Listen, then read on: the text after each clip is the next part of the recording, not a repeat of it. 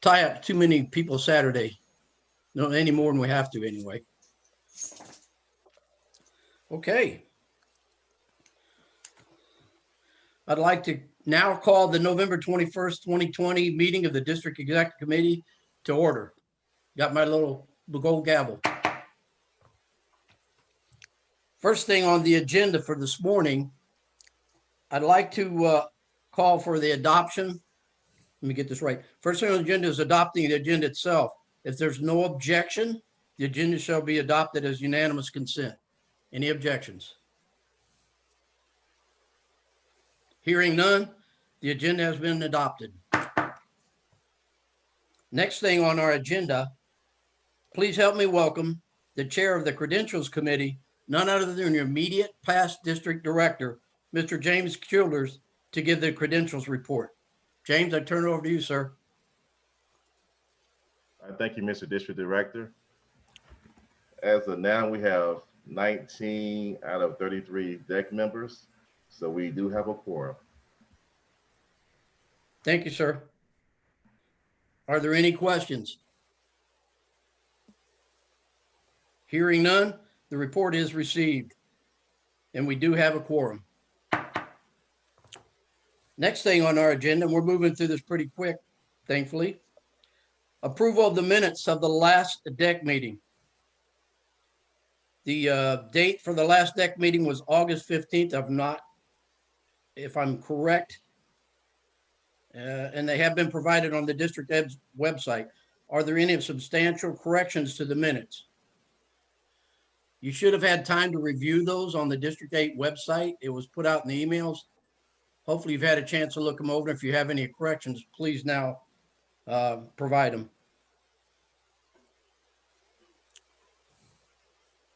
Be it grammatical, spelling errors, anything like that of that nature.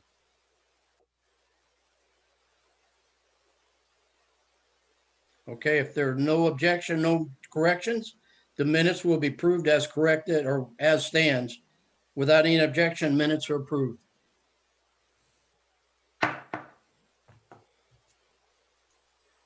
We're just flying through this. I don't know, and one thing I don't know if I've seen on here, Tom, do you know if you see Brianna on here? She anymore is, and I've already, I thought I saw her. Yeah, I did. Okay. I made her a co-host, so she's ready to go. Okay. She's ready to share. Then I just want to make sure, please help me welcome our district finance manager, Ms. Brianna Snow, to present the finance report for this period. Brianna, all yours. Morning, guys. Welcome. Hi.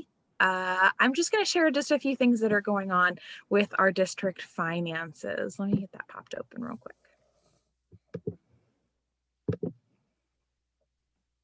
Maybe. There it is. Okay.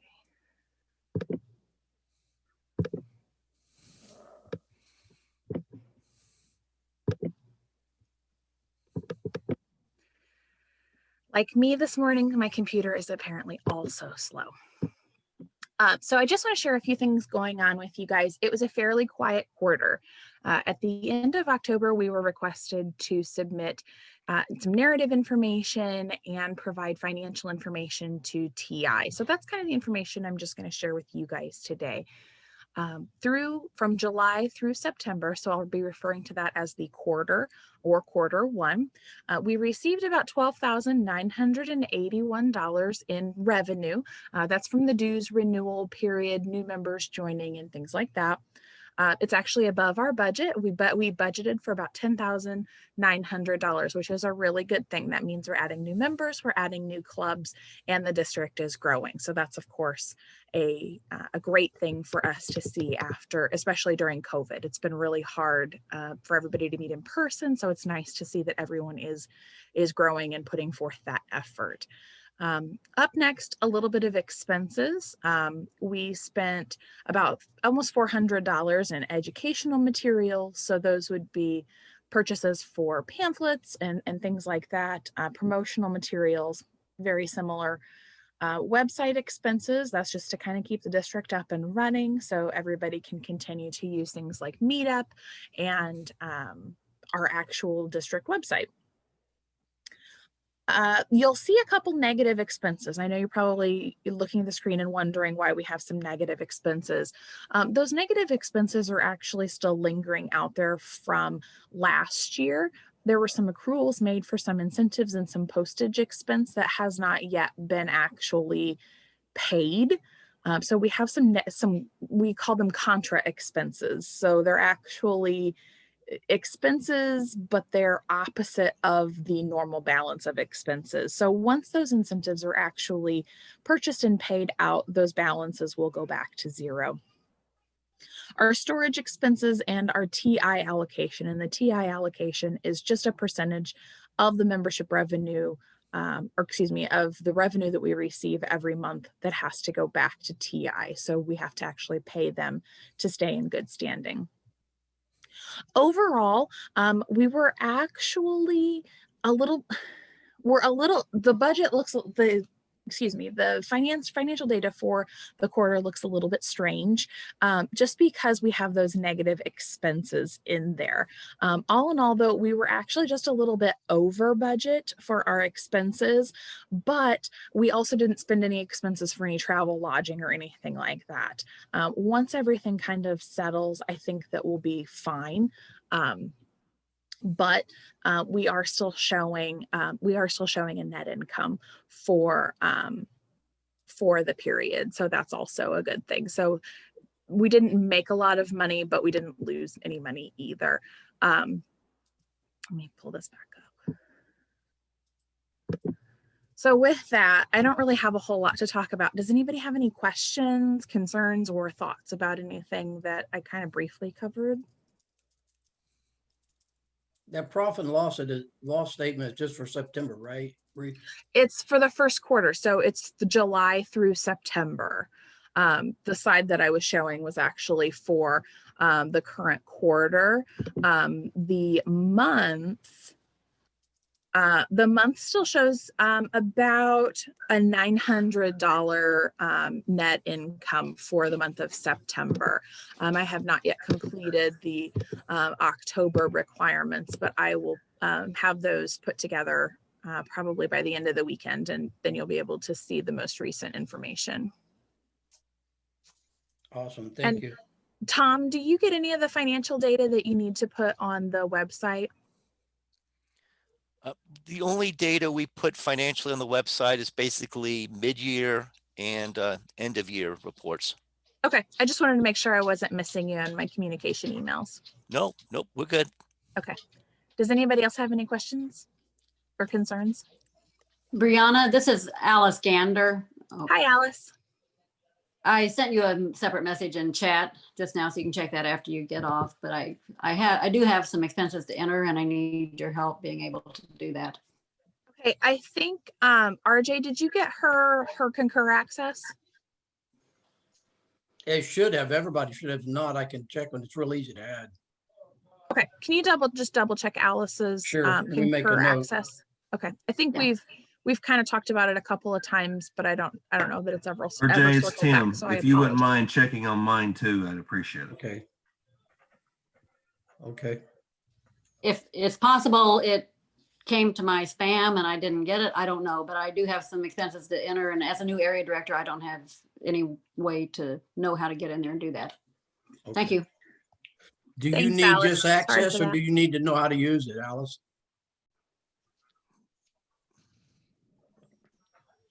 No, she heard me. Oh, I can get access. Okay, you're breaking up really bad. Why don't we do this? I'll look into getting the access and then just get back with myself or Brianna. And if you need some guidance on how to use it, that's easy to do too. We'll get you going, Alice. Don't worry. I'm sorry. I thought that you had already received your access, so I didn't really follow up with you, and I apologize for that. Does anybody else have any questions? Going once, twice, and back to you, Mr. District Director. Thank you, ma'am. Awesome report as always, keeping us abreast of what's going on with finances. So hearing no other questions, going on to agenda, we're moving through this pretty quick, but again, I wanted to try to make sure that I have heard a lot of cries that this is Saturday. We're spending a lot of time on here. It's a district, meeting. I understand, but I have other things I'd love to be doing on Saturday. So I'm glad we're moving a little bit faster than the agenda had down. But bear in mind, we're going to try to keep this streamlined and keep, not more time than we have to have and get everything we need to have in there. So the next thing on the agenda was for our public relations manager. And I don't know if Linda made it on today, but she did give me a report to convey if she hasn't made it on. I do not Didn't see her. Okay, thanks, Tom. Basically, what Linda wanted me to convey was there's a lot of stuff going on with the public relations we're working on. The main thing she wanted me to echo that the newsletter for District 8 is being put together, and it should be out digitally by December 1st or thereabouts. She's working on it diligently and in amongst with everything she's trying to do at her work. And before I move on, because that's pretty much all she said she wanted me to pass out to everybody, being she couldn't possibly be here. Is there any questions or concerns I need to take back to her? If there is, please speak up now or let me know. Concerning public relations or PR or anything of that nature. Could you please repeat No. the date that she mentioned, RJ? December 1st. December 1st. Thank you. Yeah. And if anybody's been asked to provide articles, please submit them or get them to me or get them to Linda, either one, and we'll make sure she gets them. But she's still putting it together. So there's still a little bit of time, not much, but a little bit. Okay.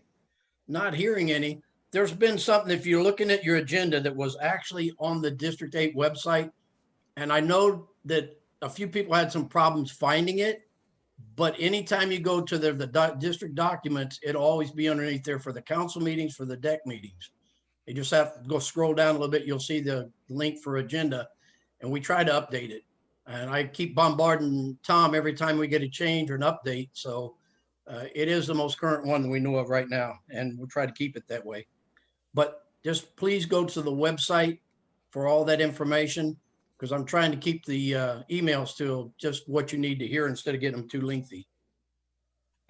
The next thing on the agenda, something that I added that we used to do when we used to meet in person back when in the day when I was an area director, even a division director, that I thought was important to bring back because, this is actually the district leadership that helps guide this district in all efforts that we try to do and make it a better district to help the clubs, help the members and everything else concerned.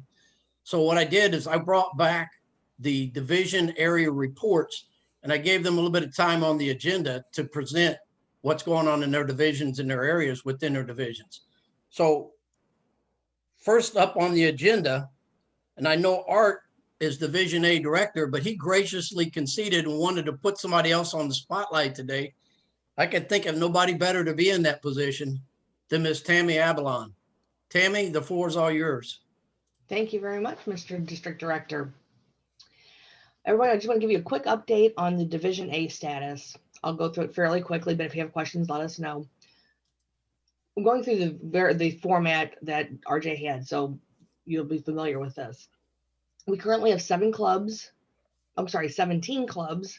in area A.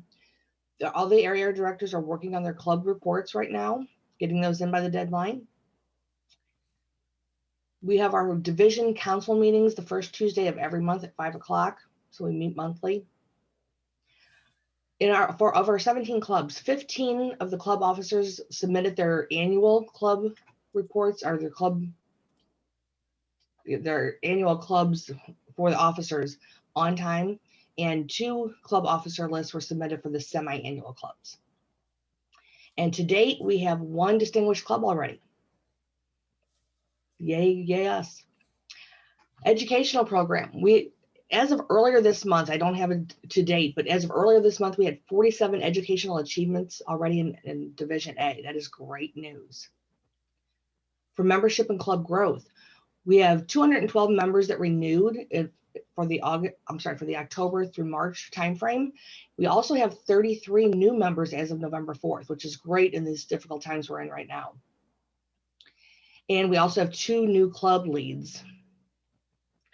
We have 3 clubs that are challenged. The charters are alive and the area directors are working with them. So we're hoping to get those out of the challenged area. And I want to do one quick call out for special events. Jeffco Challengers, they held a comedy night open house at the end of October. It was really well attended, and they had a couple of guests there as well. And it was really a successful event. It was very enjoyable for any of you that may have been there. We had a great time with it. We enjoyed it, and hats off to them for pulling together such a great event. And that's all I have for Division A. Back to you, Mr. District Director. Thank you, Tammy. Awesome presentation or report. I do have one question. Who's the distinguished club so far? Crossroads. Okay, I kind of figured. That club. I didn't want to call it out too much and be a little bit biased, but yes, it's from Crossroads. Okay, thank you. And next up, of course, in line is Division B. Mr. Andrew Welter is the Division B Director. And Andrew, I turn the floor over to you, sir, to let us know what's going on in Division B. Thank you, Mr. District Director. Before I get started, one thing I want to point out real quick, just the point of order is actually no clubs can actually be considered distinguished until after the second renewal period. So I do want to make that clear, that because I don't want a club to get complacent, because if you don't meet that membership goal, you're not distinguished and you can't lock that in until that second hack. So I just want to point that out just so people are aware of that. Even if you have the goals, you still have to get that membership in. It overrides everything. As far as Division B, we are suffering a little bit of difficulty right now. Some people may have heard we did have an area director who had to resign due to family health concerns. Susan Burkbigler, who was the Area 16 director. I am currently on pace I do have somebody lined up thanks to Jackie. She put me in contact with somebody. I've been in contact with her. I am hoping to submit a name by the end of this week for a replacement. This is somebody who is a former area governor and division governor, somebody who stepped out of Toastmasters for a little while and is coming back. So this would be a good fit. I don't want to give a specific name yet, just in case things fall through, and I don't want to put out a specific name until it's official, but I do have somebody lined up for that. As far as clubs, we do have 12 clubs in Division B that have completed at least one goal. So that's a nice start. It's still early. There's still plenty of time. So as long as we've got at least one goal, that's moving in the right direction. We do have 2 clubs that have already 6 goals. So we are rocking and rolling.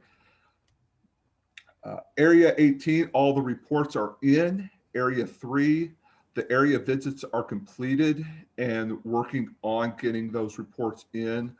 I am going to be working with the area directors in my division for the rest of this week to help get those reports in, as I can assist with that. Also, we do have monthly meetings as well. Ours is the last Wednesday of the month at 6 p.m. Although our next one, we're changing the schedule up a little bit to account for Thanksgiving and Christmas. We kind of want to put it a little bit in between, so that way we're not really cramping on either of those holidays. So that one kind of got adjusted some, but things are a little difficult, but we're going right through. We're coming in strong, and I look forward to having a very successful second half of the year. And with that, I will pass it back to RJ. Thanks, sir. Could you please send me an invite for your council meeting? I'd love to attend. Yes, I can. Okay, thanks, sir. Yes. Awesome as always. I love hearing these reports about the divisions. It helps everybody understand where we're at, and we're all in this together and kind of help each other. So next on the agenda for Division C, I have Miss Nicole Arms. And Nicole, you're doing an awesome job. I can't thank you enough for all that you're doing. Just did an awesome speech. Of those you don't know about her DTM journey, soon to appear in the video. where you can listen to her story, which I think is inspirational. So without any further ado, let me turn it over to the Division C Director, Ms. Nicole Arms. Thank you, RJ. Good morning, everybody. I hope everybody is caffeinated. I'm up and ready to go now. Stopped at Starbucks before the meeting so that I had enough pep for this.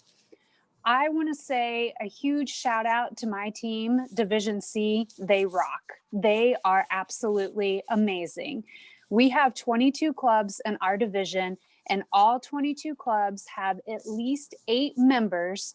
They turned in their membership dues on or before October the 1st, 100%.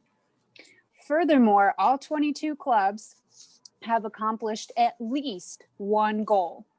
So kudos to my team, which is Alice Gander, Annetta Works Sally, Sue Rakin, and Tim Scarborough. They really do an awesome job in supporting their clubs. I can't praise them enough for the work that they have done, especially with the challenges that we've had in some of our areas with people wanting and their inability to adapt to the virtual environment and some of the struggles with adopting to 100% pathways. We don't meet specifically at a certain time, but we do constantly check in and monitor the situation. We're all working professionals, and so we touch base as time allows, but I'm telling you, they are doing awesome things. We are on pace to have a really good year. And if we can continue with our membership to get some of those clubs that were struggling where they need to go by April, we'll be in really great shape. And that's Division C. Thank you, Nicole. Awesome. Awesome. And just so everybody knows, I've already attended Division A's council meeting and actually sat through with Nicole Division C's council meeting. So I'm going to try to make them all at least one time. I'd like to sit on in each council meeting. Next on the agenda, and I'm not sure, I think Tom just told me, I don't know if Jennifer showed up for Division E. She did Because I not. know she's busy on Saturdays. I'm sorry, go ahead, Tom. She did not. Okay. And I'm going to put somebody on the spot that I know can handle it very well because I have the utmost faith and admiration for this person. But I know Curtis is on here. Curtis, can I put you on the spot, sir? Yes, sir. Good morning, everyone. Good morning. From Division E, we did get a report. Jennifer sent a report out to everyone, and I'm just going to go ahead and read her report as she sent it. She separated her report into challenges and celebrations. And so in the challenges, first, we have the prison clubs are struggling still to meet due to the COVID restrictions, and they're not meeting at all. We have 2 prison clubs in our division. However, the BICs are doing everything that they can to help to try to stay in contact with the members and keep those clubs moving along. I have no idea when they'll be able to go back in. We lost 1 club in each area, which leaves most of the areas with a minimum of 3 clubs. So that's going to be a struggle out here because it is kind of tough to charter new clubs because it's a pretty mature area. We lost our area 22 director. However, we do have someone who stepped in and that is covered. And we are working on visits being completed for all of our areas. In the category of celebrations, the club visits are all on track to be 100% complete by November 30th. The Toastmasters Area 22 Club has 35 members and they have met 5 goals. There are 3 members who have completed a path in Pathways since the 1st of July. Daniel Coker of St. Charles Community Toastmasters received his DTM in September, so we have at least 1 DTM coming out of this division. And we have a new club, Continental Communicators, in Area 14, which charted on October 23rd of 2020. So that is the Division E report, which stands for excellent. Thank you. Thanks, Curtis. And as usual, I'm a little remiss in my duties. I should have acknowledged the fact that Curtis is also one of our past district governors, past district division, everything. Curtis, I admire you for everything you do and all the advice that you give to the current trio. Thank you, sir. With that, moving on. I go to last, but certainly not least, somebody else that's constantly in the picture. Speaking of pictures, I love your background, the little baseball hat for the aesthetics of you're presenting your report. But without any further ado, let me call on Miss Karen Lingang to present her Division F report. Go ahead, Karen. Thank you. Thanks, RJ. I'm going to be pretty well brief about this. As far as our area visits, most areas except one has completed their area visits for their club visits. We do need to get some submitted yet, but all area directors are working on that for this week to meet the end of the month. We also have we did have all of our officer lists submitted for the year. Our educational plans, we have had 47 either pathway levels or HPL submitted. And we also have 2 level 5 submitted on that. So I just wanted to call that out as well. For our membership and growth, most of our clubs have turned in some sort of membership dues, all except for 2. One of those is being Bi-State Toastmasters, which has informed me that they are a corporate club and they are fighting difficulties. They had informed me in September that they weren't going to be renewing. They were going to try to get off suspension this time around. So we'll see how they do. And the other club just informed Area 12 director that ABECU is that basically they said, we're not renewing, don't contact us. So that's kind of a shame. In fact, I just want to call out after repeated outreach, that is the only notification that they have sent us in 4 months. So that's a little bit disconcerting.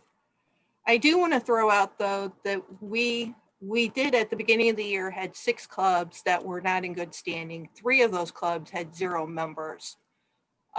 So right now the only clubs with 0 members are the 2 that I just mentioned.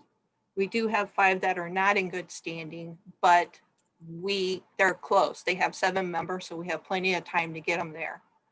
I do want to call out a huge congratulations, kudos to Rent-A-Toast that had 0 members as of September 20th, and they somehow got it all turned around that they got 8 members in before the October 1st, and they also are in good standing now. So I want to give them a kudos for that.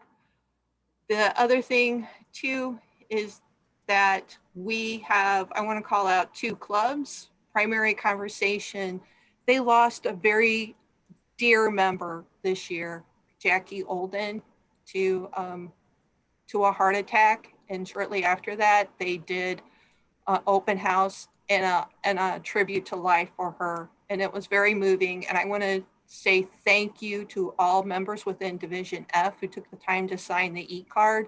And I also want to say thank you to district leadership who took the time to show support for Primary Conversations and attended their open house. I heard many comments on how much that meant to them. So I just want to let you know that anything you do to let a club know you care means a lot to them. Grand Center also just celebrated their 38th anniversary. And I also want to call out Wayne Schomburg for, at the beginning of the year, he did a Zoom lunch and learn, and he also hosted a contest chair for Art Stanzi and Tammy Avalon. Everybody's active. And when I just say that, it's not just Division F directors that are active. All area directors have been active, and every little thing that you do means a lot to them.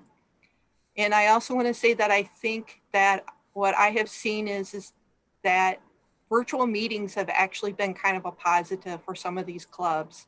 I attended a Toast of SLU club with only 4 members in it, and that meeting had more energy in it than some clubs having 20 members present. And they're able to do that with the virtual and by enthusiasm, and they're able to see, and those 4 people cared enough to take the time to grow the club and get back in good standing. So I just want to say every little bit means a lot to these clubs. Just let them know they're important. Thank you very much. Thanks, Karen. Awesome report. I love hearing about all this stuff because it helps us understand that we're all dealing with a lot of the same problems, but we're all succeeding, excelling at what we're doing. And that means a lot to not just everybody, but the district leadership right now coming together the way we are, especially during these trying times the way they are. I can't tell you how proud I am of this district, the way they're performing right now. Everything is not missing a beat. And when I look at the dashboard for all the other districts, we're right there at the top of certain categories. So I know that we're excelling. At any rate, let me move right on. And it's important also because of the fact that a lot of the stuff that's been discussed, a gentleman that's having a major impact on a lot of things that's happening within the district as far as the club coach program. I know it used to be a big sore spot, that he's doing phenomenal things with that. He's actually streamlined a lot of the other reports. He's making some changes to where the retention and everything is coming about, working with the marketing team that we've implemented. I can go on and on and on with accolades because he's done so many things even prior to taking this position. Without any further ado, let me introduce you to the Club Growth Director, Distinguished Toastmaster Victor Madison. Thank you very much. I appreciate the kind introduction, and I want to run through a few things. I'll be relatively brief so that I'm not the one accused of ruining everyone's Saturday. Tom, am I able to throw a screen up here? Yes, you are. All right. I think you should be able to see my club growth report. Is that correct? Correct. All right. So we've been really busy over the last few months, and one of the things that I want to start out with is to introduce the team that we've got, which is really pretty amazing. It makes doing everything that we're doing rather simple. First of all, we have John Barry, who many of you know has been long involved with lining up new clubs and helping push these prospective new clubs over the hurdle. There's a lot of details that go into getting that done, and paperwork and registration and recruiting members and planning, the initial meetings. And he does a really elegant job of that. So we're just so fortunate to have John, not just now doing this work, but ongoing. Patty Howard, many of you also know, has been involved for a long time, and her primary focus is in identifying new growth. And by that, we're talking about, to some degree, new individual members, but really what we're trying to focus on now is signing up new clubs. And I'll talk more about that in a minute. Debbie Young is our club quality chair, and she's done a really amazing job putting together a mentoring program and put together a mentoring playbook that's being shared with district leaders to help us do a better job when clubs are just getting started, and we want to make sure that they're getting the right hand holding to be successful out of the gate. She's just done a great job with that, and I know Debbie because she's a member of South County Toastmasters with me, so there's nothing she does that isn't really great. And then Evelyn Pearman has done a really spectacular job getting things going and driving some energy into, as our club retention chair, driving energy into our coaching program. And that ties into a couple of things, or three things really, that are priorities for us. First is our membership growth. And for a whole bunch of reasons, this is really important. First of all, if Toastmasters is indeed a good thing for people, for businesses, for organizations to be a part of, the more people that we're connecting to, the more people that are benefiting. So on a generally altruistic perspective, I think it's really important. Second is, the more we grow, the more people we have to lean in and help and be parts of committees and help drive new activities and new growth and new membership. And then finally, a lot of these clubs that we're pushing towards becoming distinguished are going to struggle if they've only got a few members. And if you've got just a few members, then it's going to be harder to get the educational goals done.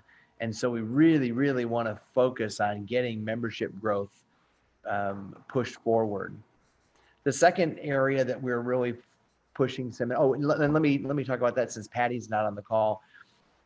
We've identified 5 areas that we've targeted as the priority growth areas, and and the first one of them is down near Poplar Bluff and Sykeston and Jackson and Cape, down in that area of the southeast Missouri. Second area is in the Ferguson, Florissant area. The third area is St. Charles and St. Peters. The fourth area is up near Quincy and Hannibal, just up north of St. Louis. And the fifth area is in the Effingham, Springfield area where, and the reason that we've chosen those areas is we looked at an overlay of population and clubs. And those are areas where there's a lot of people, where there's a lot of businesses, but where we don't have a lot of members.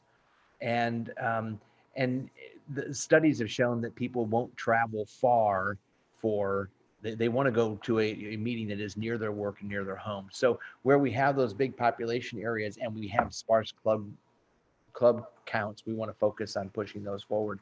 And a really important part about that is the mentoring and coaching program.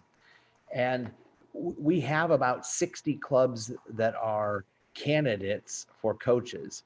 And to be a candidate for a coach, you've got to be struggling. And that may be in a number of areas, in education goals or in membership growth or retention. And so we've struggled to have enough mentors and coaches to fill those roles. We began a big push, Debbie and Evelyn and John and Patty and I, and we sent out, and many of you probably got the request, but we sent out a note to about 160 people that we thought were good candidates for one or both of those roles.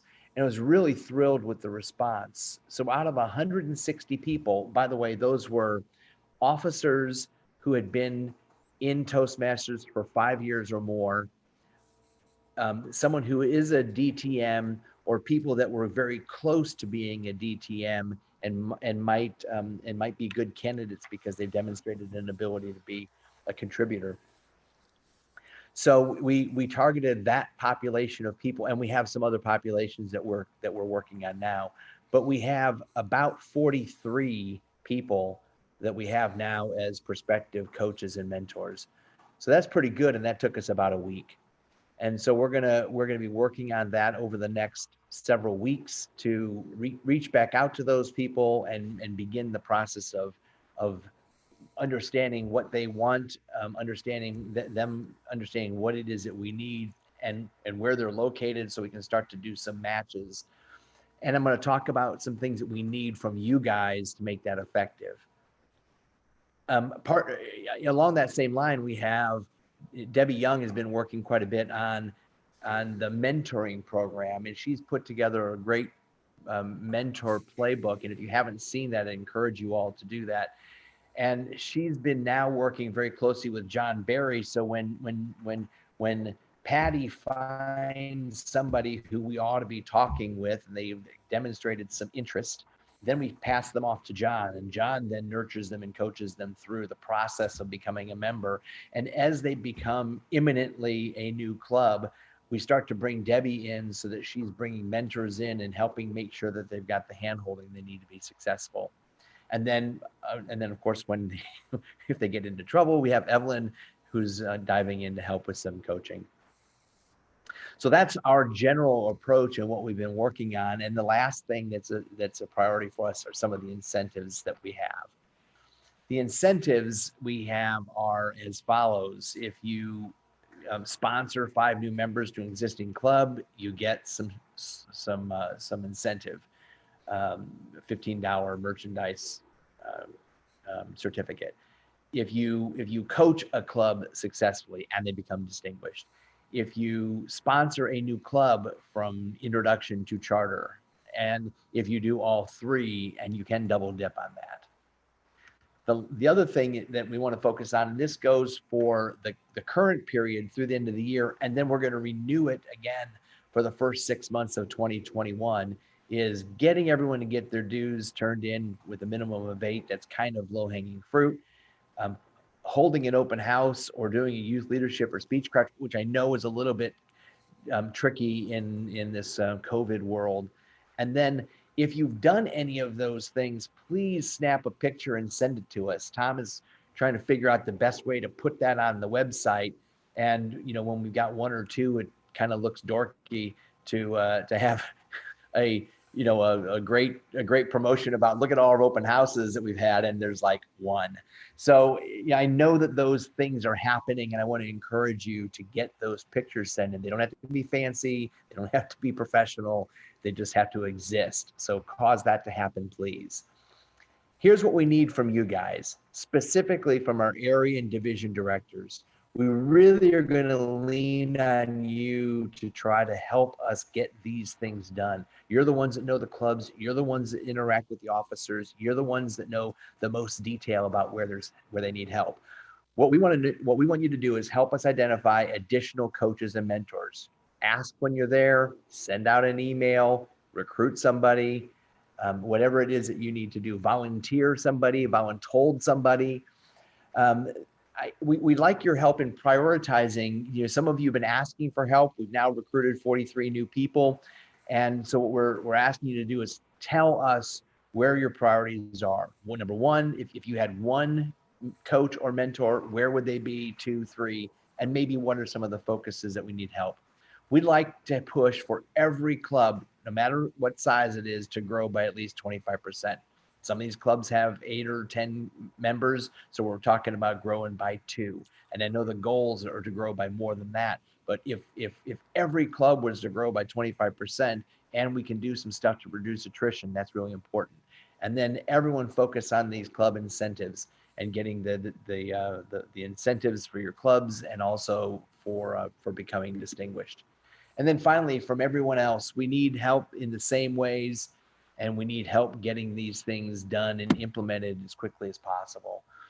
What we're trying to do is focus on things earlier in the process so that we don't wait until, you know, the week that registrations are due and then we're going, oh crap, we have a club with 6 members. We want to identify that there's a problem way in advance. And if we're starting to see trends, we're starting to see problems, if we can interact and intercede, it's a lot easier to fix something that's, you know, a little sick than it is to revive something that's in need of triage.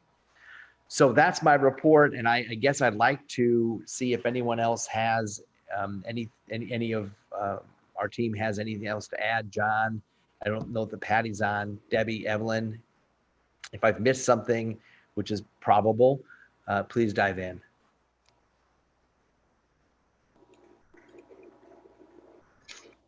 This is Evelyn. Good morning, everyone. I just want to encourage you. We have been working behind the scenes. The information we're getting back from you all, like today, just these reports are going to be very helpful moving forward. And we just so appreciate what you're doing. We want you to stay motivated. We want you to, you know, keep charging the line, because I really, with this new influx of people, I'm very encouraged that we're going to start getting people placed and getting to where we need to triage and make some great steps going forward, and then also including new people that are interested in coming in. Thank you very much for everything you're doing. This is John. I just want to add to what Vic said, that we chartered a club, Continental Communicators. Curtis mentioned that. So that's our first club chartered this year. And we've got 2 on the doorstep, Inroads and Climate Corporation. We're expecting to charter those clubs by year end, by December 31st. And Vic is very optimistic. Vic said our goal is to charter 10 for the year, and we're going to try and live up to that goal. So thank you for everybody for all your contributions and help.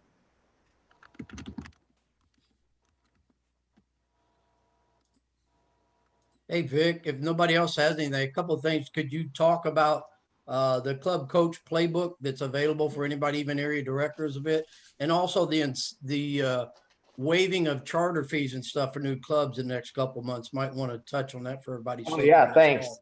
So if I didn't mention that the coaching playbook, club coaching playbook, and the coach the club mentoring playbooks are both available on the district website. So I want to encourage everyone who I know a lot of you have read it, and we're grateful that a lot of you have done that and commented very favorably. But please check those things out. We're gonna ask that everybody who becomes a coach or mentor becomes familiar with that. We're also, I think in the past, maybe we've been a little bit quick to sign somebody up for a role and thank them profusely and push them out of the nest and say good luck.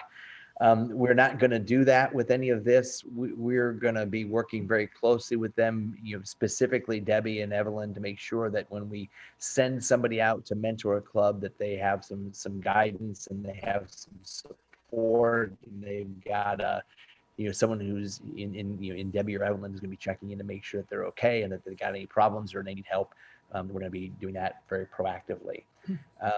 And then as far as the new clubs, they have waived the new member fee and the club registration fee for, I guess I'm not real clear on how long, but for now.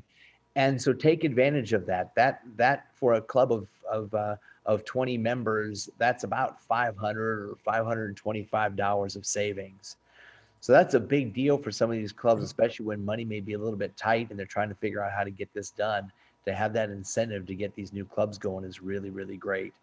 So so stick that in your tool bag. If you've got a plan or anyone that you think we ought to be talking to, we're ready to do it.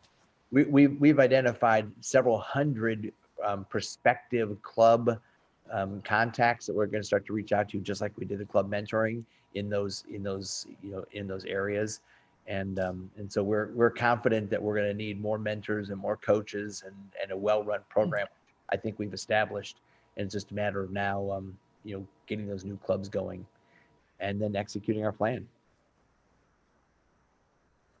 I had something to interject. To find those playbooks, if you scroll to resources on the District 8 website, you will scroll to either club coaching or club mentoring, and that's where you can find the playbook. You can also go, and I don't know if everyone knows about I didn't, the YouTube channel, there's videos there. And also I know with the club coach Zooms that we've done, there are some training and encouraging meetings that we've had. We've had 2 so far, and those are both on the club coaching resources tab. So thanks. All right, if I haven't failed to mention anything else, that concludes our report. Thanks, Vic. Awesome report. Moving on with our agenda, and I'm glad to say we're a little bit ahead of schedule. I'm going to bring on a young lady that's doing some phenomenal things too. But more than anything, if you haven't taken the time to wish her a belated happy birthday, our own program quality director just celebrated her birthday yesterday. So without any further ado, let me bring her on to tell us about everything that's going on with the TLI, the conference, and so forth that I know we all want to hear about. Dawn, the floor is yours, dear. Thank you so much, RJ. I have to start by saying thank you. I have been so humbled and so delighted, and in this Thanksgiving month, so thankful for all of the support and all of the help I have gotten from the area directors, division directors, the rank and file. Everyone has supported the events that we have put on to benefit the district. The most recent Lunch and Learn was provided by Alice Gander, and it's how to hold hybrid meetings. So if you have clubs you know of who are interested in hybrid, please direct them to that.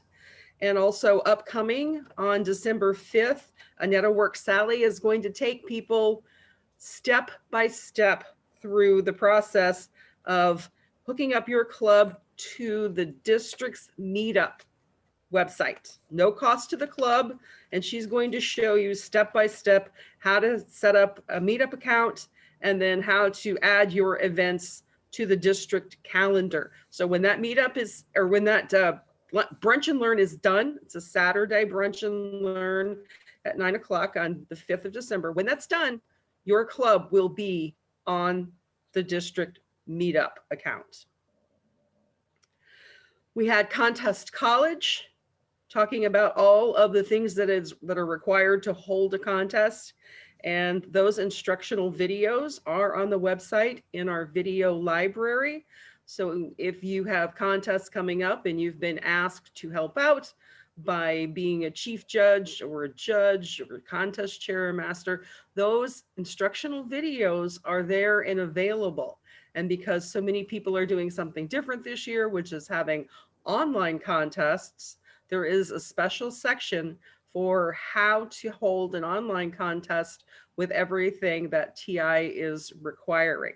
Thanks to our own Tom Kasha, who pretty much makes everything I do possible. I can't thank him enough. For our contest, I'm going to attempt a screen share.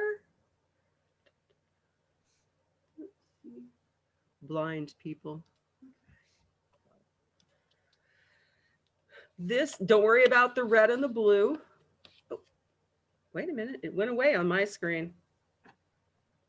Can anyone still see that? My computer screen. Now it's just went coming on, blank. looks like. It's Dawn getting there. just started. That's interesting. My screen just went completely blank. Don't worry about whether your area is in red or blue. That just tells me how many of the accounts we're using.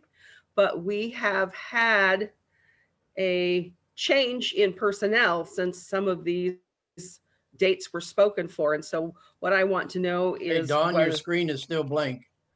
That is so strange. And I also don't have access to clicking on screen sharing again. This is what happens when I try to do this without Tom Kasha's help. Just do a new share. I don't have any buttons to press. Now something's come up. Oh, that's odd. That's not anything I had up to be shared. All right, let me stop share. That's so strange. All right, well, it's not showing me that option now. I have not had this problem. I've had every other problem when it comes to trying to screen share. If you have had a change, if you are a new area director and you have had and you aren't sure if the previous area director made plans, let me know. If you have changed your plans, let me know. Right now, the main question I would have would be because Jackie in Area 3 was planning to work with Susan Berg-Bigler in Area 16 together. And of course, we're replacing at this point the area director for 16.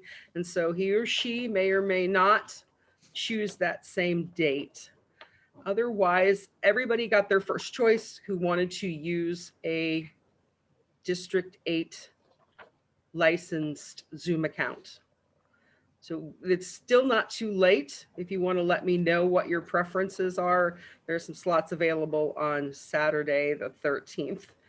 Most weeknights are available, lots of time on Sundays if you want to use a District 8 Zoom account. Tom is going to tell you what information we need from you specifically so that we can get the Zoom registration set up and put you on the calendar. So I'm going to let him talk about that. Thank you, Dawn. If you go to the District 8 website under the DEC and Council meeting documents, one of the things you'll see is a D8 website posting request form for spring 2021 area and division contest. So if you click on that, you will get the this Google form. Just list your area and division. We need a contact information for the district website, and you have a choice whether to use the district license or to use your own Zoom license. Remember, the free licenses only go 40 minutes, so you need a real license that's a paid license to make it work. If you are using your own license, please let me know the registration link because that's how we're going to do things, by registration. And then if you let me know your contest date, the time the Zoom doors open, the briefing time, and the contest start time, and then the contact email address, we will get that posted on the website. And anything else you want to let me know, please let me know by November 30th, and by December 1st, I will have everything posted on the district website. Are there any questions on this?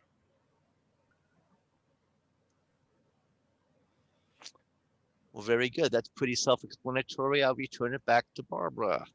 Nope, Dawn. I mean, Dawn, I'm sorry. I think Barbara's coming up. Freudian slip. Barbara is coming up, but I wanted to say one other thing about contests. It's all right. No one's been able to tell us apart from the beginning, Tom. We're used to it. I'm okay with that. In regard to contests, because we have had some loss of clubs and because some of our areas are very small, we are going to invoke the rule that says if there are 4 or fewer clubs in good standing in any given area, the clubs may send 2 representatives.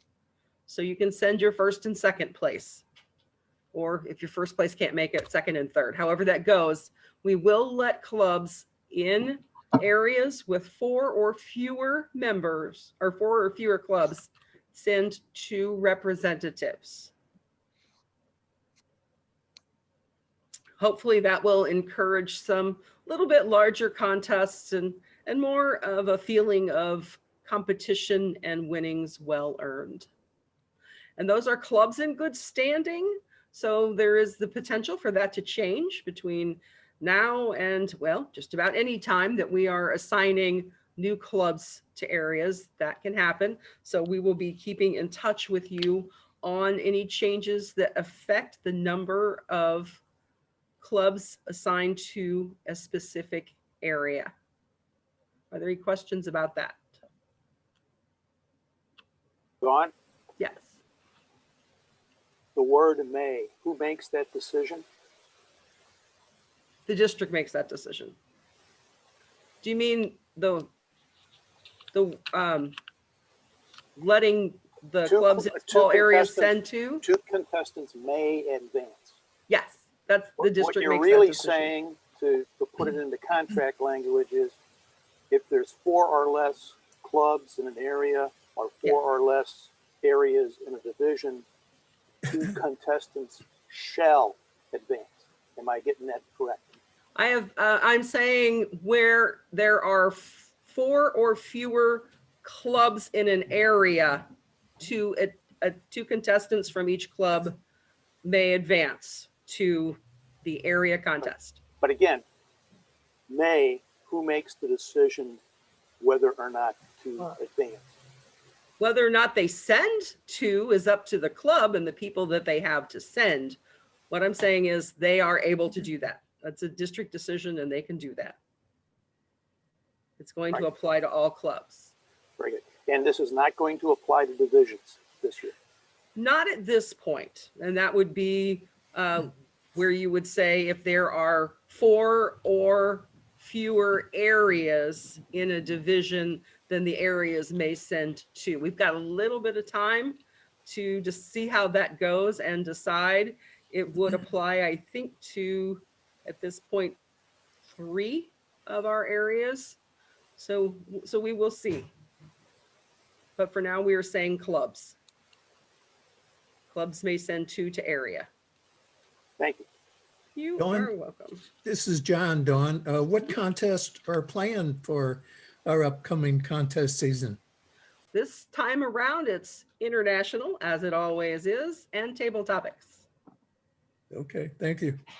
So we won't have the problem that we had previously where it was humorous and international and the contests were exceedingly long because of the number of contestants who could participate.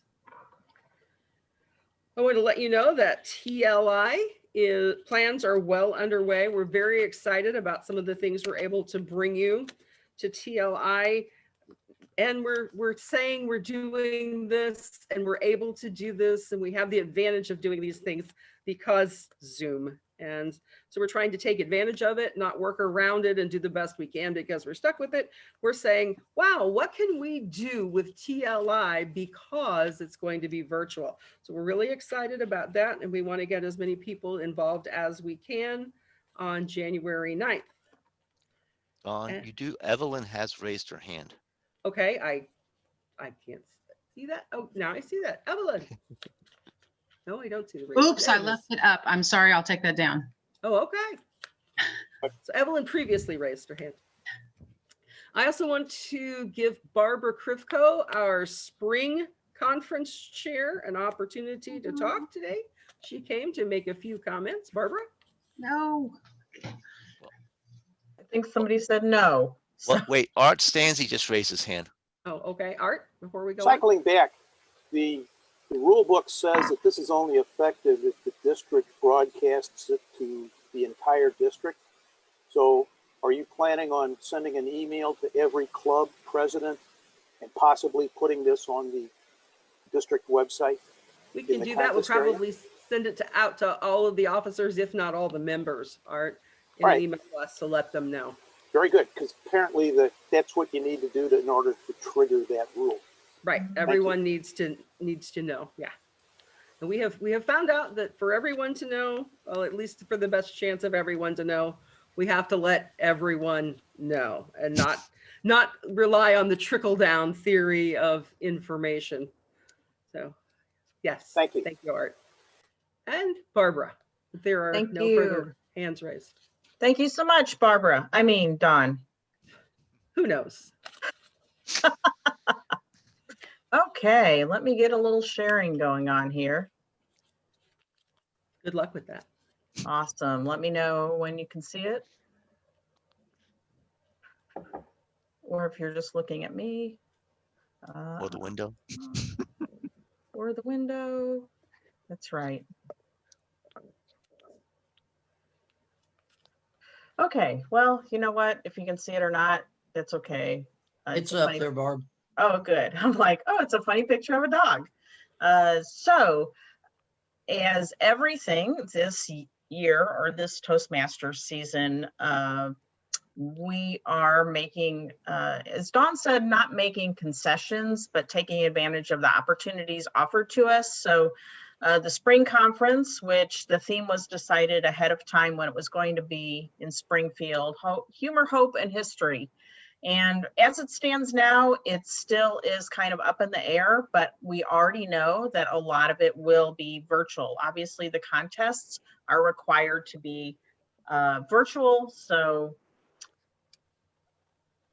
we will let you know kind of what is. Another awesome virtual opportunity we have is to have Lindy McLean, the third place winner in the World Championship of Public Speaking this year, is going to come and give a keynote and maybe a little session. We're still kind of negotiating with her what exactly she's going to provide, but she's very excited to do that. She's done it for several other districts. And again, that's an opportunity we may not have had if everything was in person. So, so Dawn and I have been talking a lot about ideas and ways to make this better and different, because we do have these opportunities. We have the contests, we can get some speakers in other places, maybe in our district, that are more remote, people that haven't been previously able to come to a conference at all because they live so far out, but they have a lot of great stuff to offer. So they'll be able to attend, possibly give a session. We will have probably some games. We usually do that like on Friday night, but we can do that periodically. Some fun things rather than just, you know, sitting in sessions all day. We're going to try to make it more interactive, more social, more valuable to Toastmasters to get together. And we know that coming to a conference, we have met so many people that we are still friends with now. And we want that to happen even virtually. We're looking at how we present the awards and kind of the new TTMs, and making that an opportunity for maybe the DTMs to provide some information, some guidance. Maybe, you know, if you're out there or have people attending that are interested in pursuing a DTM path, maybe they can give some advice or let people know how they progress. That'll be probably a little more interesting than having, you know, them take their laptop and walk across their house and virtually shake our hands. So we're thinking of some pretty interesting things to do. and hopefully more fun, because you know what, Dawn and I like fun. We don't like sitting around not having fun. So that is an actual picture of us, just letting you know. If you want to volunteer, or if you have somebody else volunteering or who would like to volunteer, please let us know, because again, we have an opportunity to do things differently. This will be a less stringent, structured committee and more collaborative. So everybody's ideas are welcome. As people come in and volunteer to do different tasks, they'll be able to do that. We don't need anymore like a hospitality chair or a speaker chair or facilities chair. You know, we don't need those kinds of stringent things. We want it to be, you know, flowing and available to people who previously hadn't been able to come because maybe they live too far out, maybe they have kids, they can't come to committee meetings, and this is going to provide people the opportunity to participate that haven't participated in the past. And right now, that's about all we know. We really want to put together this committee, possibly have a brief organizational meeting before the end of the year to kind of set some of those things in motion. We have kind of the big things set, like I said, the contest, the keynote speaker and things, and now we're just filling in all the fun for all of you. Are there any questions? Okay, Barbara, I have to ask. What? Was that intentional humor by referring it to as the Sprint Conference on the homepage? What? Did I write Sprint on the homepage? Did I? Oh my gosh. How funny. Yeah, oh my, it wasn't intentional, but I will tell you guys, because I'm an Agile coach, I typed the word sprint like 500 times a day.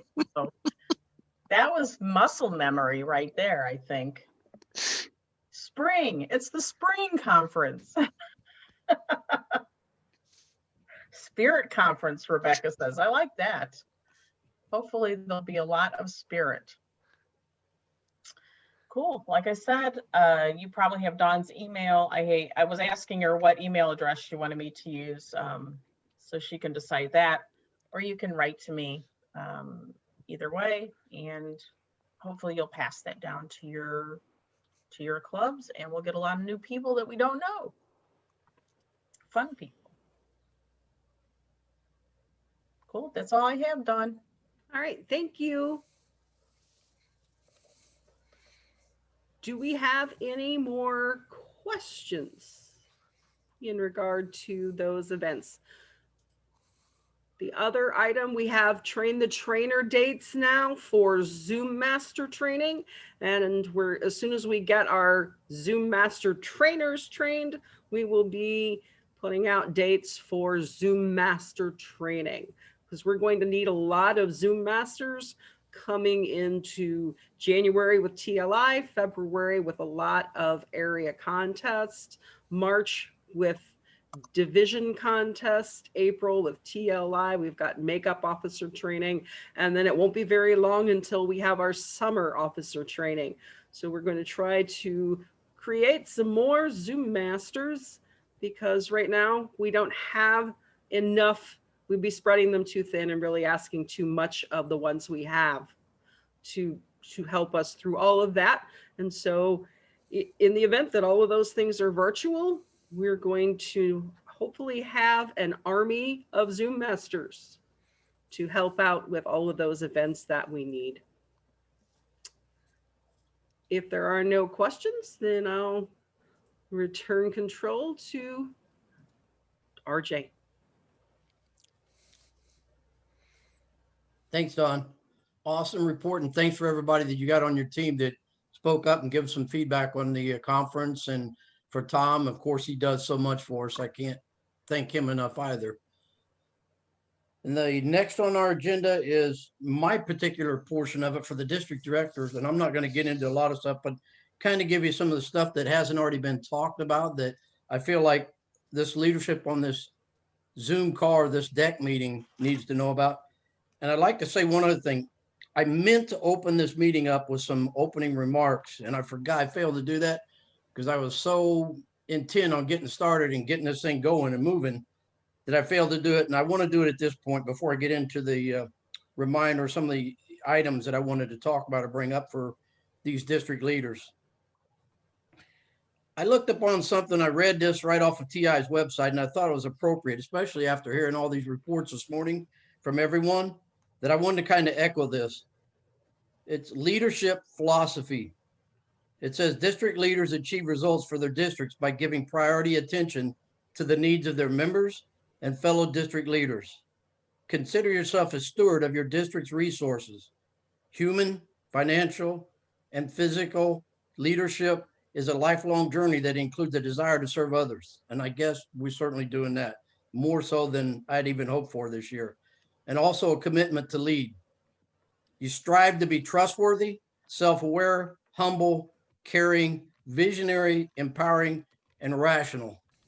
I think everybody on here exhibits every one of those traits. And again, I can't thank you enough for that. I wanted you to know that I think of each and every one of you on here as a leader, as always. Now, let me grab my notes because there was a few things I did want to kind of touch on before we go on with this agenda. One of the things, the Continental Communicators, I want to commend them. If you get a chance, reach out to them. Mary Rowe is doing a phenomenal job. So is Teresa Stewart at getting that club going. Can't say enough about the way they're putting things together. We're getting it started on the right foot. Also, I just got something from TI I shared with Tom about a scam, and I got a lot of text messages and emails Thursday night. It was funny. It's right in the middle of our trio meeting. Hey, you've been hacked. Somebody's compromised your email. Somebody's compromised this. Apparently, this scam that's going around, it'll have an email coming from the district director or from the director. These are all phishing expeditions, if you will, PH type phishing. And this is going worldwide. It's not just District 8. I talked to some of the other district directors on my peer call with Region 5, and the same thing's happened to a lot of them. So if you get something like that, make sure you read the content in the email, because when I read through it after I had one of my division directors send me an email so I could see what was going on, first off, the sender was director@admiralss.net, which I don't know who that is. That's not me. Secondly, a lot of the content in the email said basically one of the things I caught immediately was it says Toastmasters. Now I know my grammar isn't always proper, as correct as it should be, but I'm definitely not going to use words like Toasters Masters throughout the content. So make sure you pay attention to that. And I bring that up because one of the things I've been working on with Curtis and also with Evelyn and a few of the others, and I'll give her some kudos. I didn't bring her on today because she had some other things she had to take care of. But Sarah Willie volunteered her expertise, which is in fundraising, to help out with fundraising efforts for the prison clubs, because the trust fund we need to have some funds put in it to replenish this, because it helps fund memberships for the incarcerated members down there in the 2 prison clubs that we have. It helps fund their memberships because we subsidize them through District 8 and helps keep those 2 clubs going. And I say that because the timing for this scam that just came out couldn't be worse, because we're fixing to launch some emails campaign to help raise some funds for the prison club, since we haven't been able to meet in person. And typically in the past, we silent auctioned off baskets to raise funds.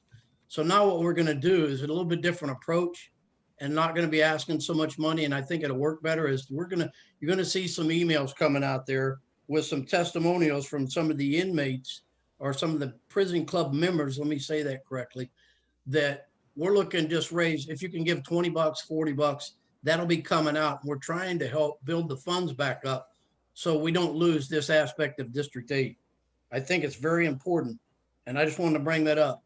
If you see something from me, you want to reach out to me, a text message, or you reach out to division directors to confirm this is legit, then please do so. But it is coming out starting the first part of December. Like again, Sarah Willie donated her time and expertise, and she put together an email campaign that'll be coming out here soon to try to raise some funds. And I'll finish with this. We are in the process. We have a separate district account because we couldn't commingle funds, separate district account set up with the bank to take these funds and hold them until we can transfer them to the trust fund, and also setting up a PayPal account to where these funds, when somebody wants to donate, it's secure and they will go directly to PayPal. And from that point, they'll be put directly into the bank account until transferred to the trust funds. I wanted to bring that up and give you a heads up on that fixing to come out here soon. One of the other things that was meant or brought up, and some of the talks that are going from some of your other district leaders, whether it be in division directors or what, and we do take note and we do listen to everything you're hearing out there. So please, at any time you got something to say or ideas, questions, don't hesitate as always. And from that, somebody brought up, we'd like to have social events in some of the outlying areas, especially where maybe it's a social event for, let's say, an area. Maybe it's a social event for the division out in that area. And I know we're in a virtual setting, but we can still even do social events, even if you have to use the district Zoom account. We can make some of that happen. And I say that this because one of the things that was asked, could one of the district trio or one of the district leaders attend a social event like that to kind of bolster the feeling that the district cares, the district is able to show up and socialize a little bit with some of these outlying areas, especially again. So look for that to happen. We're trying to still think about how we're going to put this together, but that's kind of a heads up. The other two things, and I'll finish with this, Rotary Connection, been avidly talking with the district here in the local area, the Metro East mainly right now, but we're also working with some of the districts, Rotary districts that is, over in the St. Louis area, about how we can work jointly together in a partnership that would mutually benefit each one of our organizations, and keeping what Toastmasters already started with. And if you don't know, one of the things that TI has come out, World Headquarters came out with, they've actually give to Rotary Club in their educational program about 8 different videos, they're short videos, to help them or kind of whet their appetite and help them perfect some of their skills and maybe interest them in joining some of our Toastmasters clubs. And I've also heard of one out west where one of the Rotary clubs or Rotary districts out there, the club itself actually took it upon themselves and formed a Toastmasters club all in itself within the Rotary district. So there's a lot of opportunity connections we're working at. I wanted you to know that as district leaders. And last but certainly not least, something if you're not aware of it that's already been out there and about, World Headquarters in its infinite wisdom said that, you know, try to reward us for renewing our memberships, that you are entitled to a free path. If you don't know that or not aware of it, everybody that renewed the first part of October, and they've given a grace period all the way up until December 31st, you can still renew and take advantage of a free path in Pathways. Typically costs us about $20 to get another path. But right now, just for the simple fact that you renewed, they're giving you a free path. All you got to do is go to your profile on the TI website, click on the profile, and then choose your path, and it's free. You won't be charged $20 at the end of choosing your path like you typically would be. So I want everybody to know and get the word passed out to all clubs that there is a free path entitled anybody just renewed as of October all the way up until December 31st. And I'll go on to new or unfinished business because that's only the items I need to bring up. Well, let me ask this. Is there any questions before I move on? Okay. Hearing none, is there any new or unfinished business we need to discuss?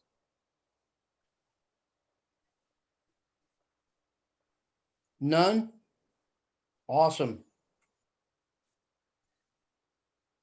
So the next thing on the agenda, and I have been really looking forward to this because a while back, this particular gentleman did a lunch and learn. And I know that there were a lot of us that tuned into his lunch and learn. And the particular topic or the message that he delivered touched a lot of us deeply because we've all suffered some sort of loss in one way or another. And he conveyed a message that really just touched me to my core. I can't say enough about it. I've gotten to know this gentleman a little bit better. I just watched him deliver a message for Jackie that Karen was just talking about recently, and powerful message, and intervene, try to put everything together for this recognition of one of our most esteemed Toastmasters that just recently passed away for unforeseen circumstances. But this gentleman has a heart, the old saying, big as the state of Texas and even bigger, I think. Without any further ado, let me bring up our Area 15 director and one of the district leaders in his own right, Mr. Terrell Whitener. Thank you very much. Thank you very much, RJ, and I appreciate this opportunity to share with the leaders of our district this morning. I have the privilege today of talking about an area where many times we have a tendency to take for granted just a little bit, and that is the skill, the desire, the gift that we have for motivating people. As a member of Toastmasters, one of the many bonuses that I've received in being a member of a Toastmaster club is the whole area of not only being provided with motivation, but given motivation to other people. Before I ever joined Toastmasters, I took a look at it and said it was an opportunity to share skills and improve our public speaking. But I received a bonus of learning about the role that it plays in leadership development, and also the benefits of working with people of many different cultures and ages and stages in life and in their careers, and being able to motivate them. Not only being motivated myself, but being motivated by others. So I have the privilege today for the next few minutes of talking a little bit through the Toastmasters International Leadership Excellence Series about motivating people. Whenever I have the opportunity to give a presentation to individuals, I always want to go back to what I call the basics. I was greatly influenced in my life, so like so many of you, by my father, who used to always remind me to just keep it simple, Big Shot, just keep it simple.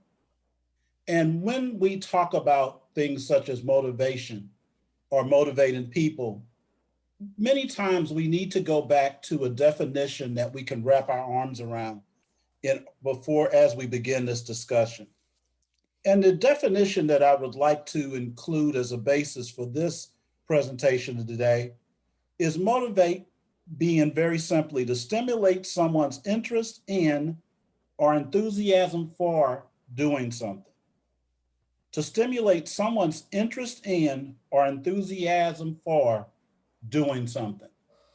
I always like to tell people that in my 63 years upon this earth, one of the things that I learned, especially professionally as I progressed through my career, was I had the privilege of being assisted by many different mentors, being motivated by many different people throughout my career. But as my career progressed on and I moved up and times changed and organizations restructured, it seemed like the ability and the time that individuals had to motivate and to develop others became more stressed. I have found that through my club, Primary Conversations, which has been mentioned today for many reasons, some good and some tragic, that one of the things that makes us the club that we are is not only are we developing people in their ability presentation skills, not only are we developing a new generation of leaders within our club, but we also have a genuine desire and a culture of motivating each other. So let's talk about this whole aspect of motivating people. So it talks about motivation means, and here in our presentation with Toastmasters, let's see what they say about motivation means. It means understanding other people. Many times that we have the opportunity, as I said before, to be a member of clubs with many different cultures and many different ages and many different backgrounds and many different approaches to just what makes them want to be a part of our clubs. We are motivated to create and maintain. We talk about club retention. We talk about growing membership. We talk many times about making sure that we build legacies, strength, follow the rules, uphold the Toastmaster creed and culture. All of that has an aspect of individual and collective motivation in it. Provide opportunities. A little bit later in the presentation, we'll dive into this very specifically. But what it very simply does is it provides an opportunity for individuals to grow. We have to be motivated to pay a collective and individual attention to each and every one of our members of our club, even from the standpoint of just when the first time they visit as guests, we can use our motivational skills to encourage them to want to be a part of our clubs and Toastmasters overall. So what are some motivators? You know, at this point, I believe that I have time to open up for anybody who would like to make comment of what are motivators? What do you think motivates individuals? Anyone?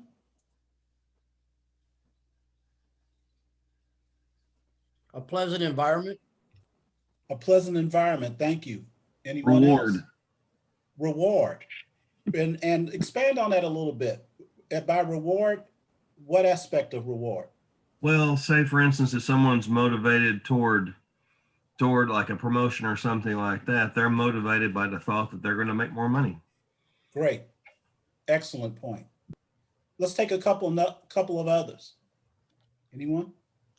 I personally am motivated by the fact that I'm really going to gain something. This is Evelyn. And that I'm going to benefit somehow, that I'm going to learn something real and new that I can pass on to others, like listening right now. I'm going to benefit in the long run. And so that motivates me to show up. That's my motivating factor. Great. Excellent point. Anyone else? I'm motivated by knowing that my efforts are helpful to others, or by knowing that my efforts are appreciated. Great point. Great point. I remember back when a time that we first start talking about what's in it for me. And oftentimes that motivator, or even the expressor of that motivator, is looked at in some ways as being selfish.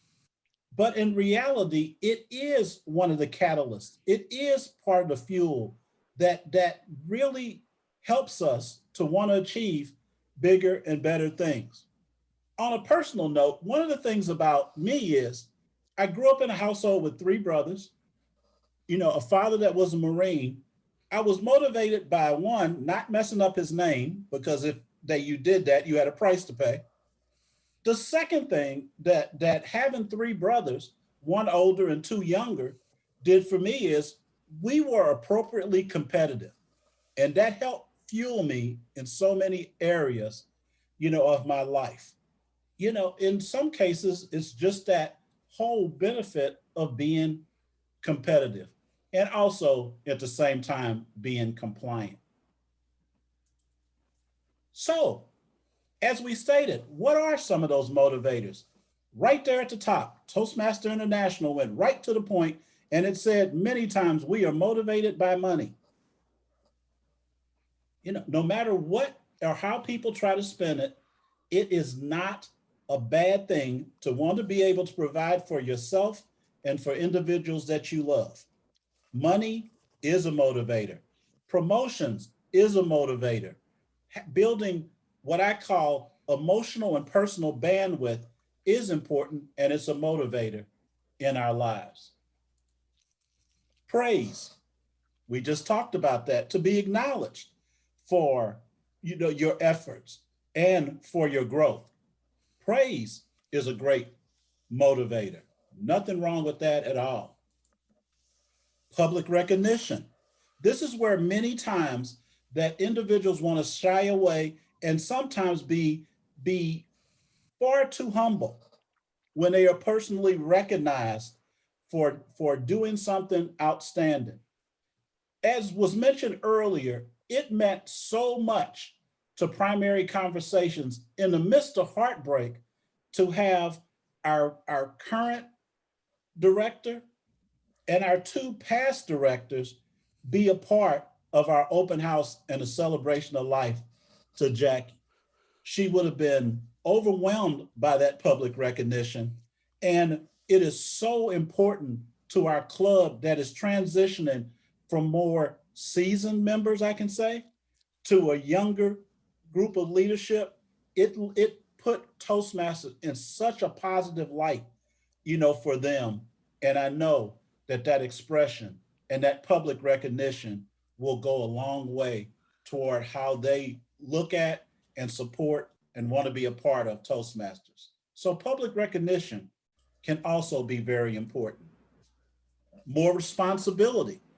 Many times as a manager throughout my life, I have many times told my younger leaders that there are two things that you cannot teach. You cannot teach initiative, and you cannot teach this whole aspect of attitude. So if a person wants to take on more responsibility, we have to, as motivators and leaders, give them the room to grow, to take on more responsibility.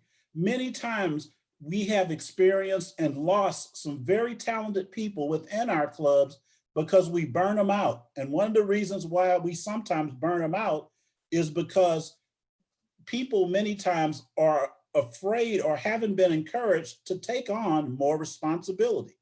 You don't have to do it as seamlessly as it seems like some people do. Just simply, as I say, come on in, the water's fine. And we have to motivate them, teach them, and take the time to allow them to grow and take on more responsibility. That's what motivation and that's what leaders do. And also promotion. Many times, as we say, we want to do better in life. We want to not only grow ourselves, but to also enhance our ability to take care of those that we care about, those that we love, and then most importantly, we want to serve. The fact that each and every one of us are spending time on this Saturday morning enhancing and being a part of leadership within Toastmasters show that we believe at some point that we could do more and want to serve more and indirectly promote ourselves and our service to Toastmasters. So we have to, how do we do it? We encourage team members to use their natural skills. And I think the most important thing here are the two words, encourage and also natural. We have to take the time to get to know that individual, to find out what defines their motivation for being a member. Start to hone in on growing that and then expand them without that, but help them to grow and to be motivated in a natural way. That's not respecting only the way we see it, but the way they need it. Let me say that again. Not only the way we see it, but how they need to be motivated. So encourage them to use their natural skills. We have a tendency to do what comes to us naturally, more successfully, more consistently, and better.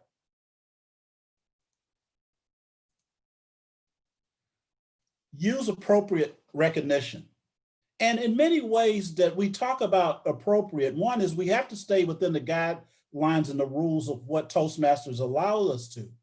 The other thing of it is that we have to be appropriate from the standpoint of, I'm going to use a different term in my interpretation of this. We have to be genuine in our recognition. It does us absolutely no good and the individual absolutely no good to be giving them false recognition and to be giving them inaccurate praise on that. So we have to make sure that we are appropriate in the recognition that we give. We need to recognize it immediately. As we stated before, one of the great motivators is to be recognized and be appreciated. And there's nothing that helps you better than immediacy on that. If a person steps up, if you see them growing, if you're given an evaluation and you see growth in that thing, or if you're doing an evaluation and you see someone who may not have been at their best, find the right words, find the right tone, and let them know that, look, great effort, maybe not your best. This is how we can improve on things, and you move on.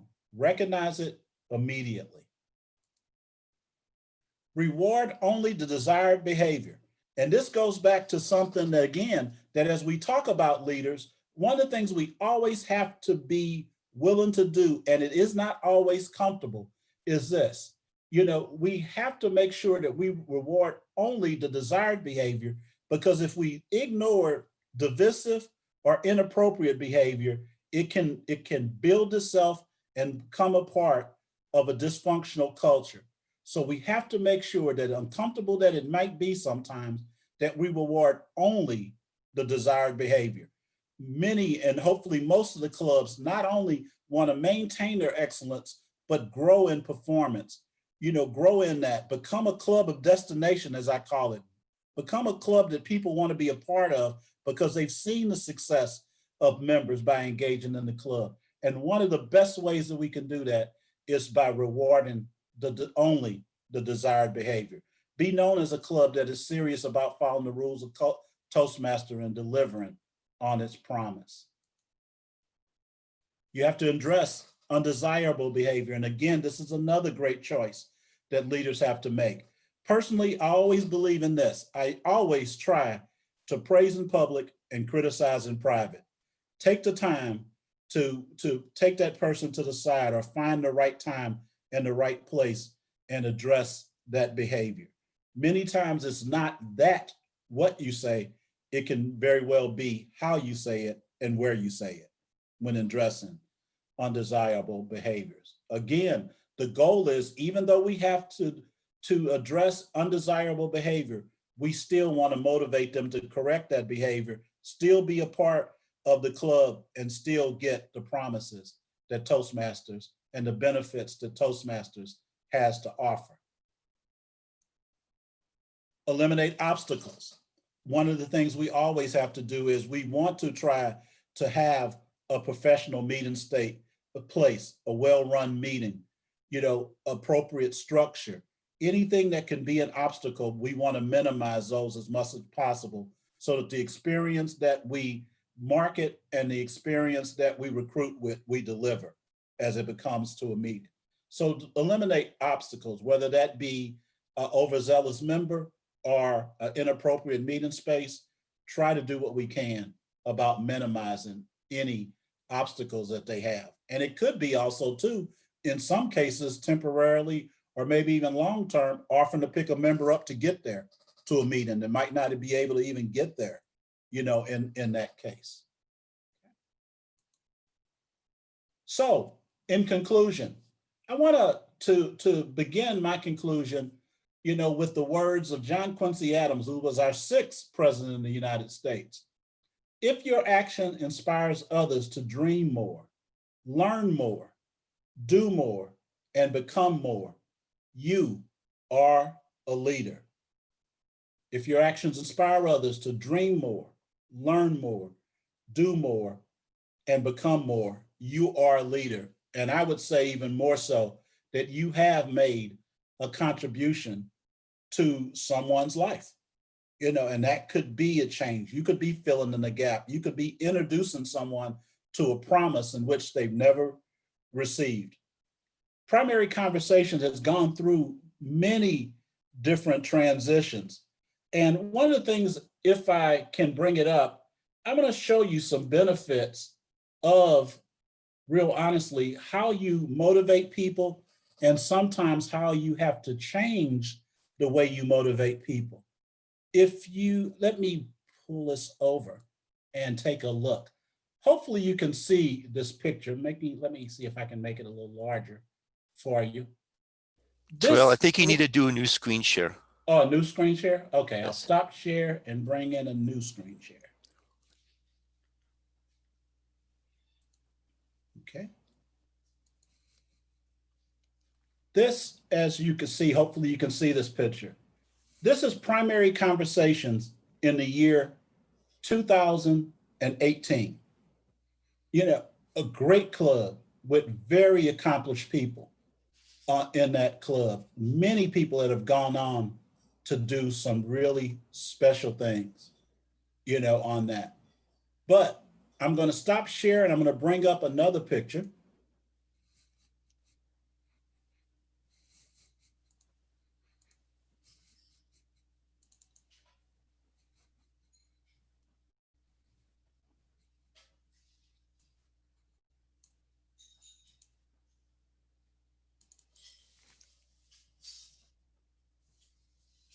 Let's see.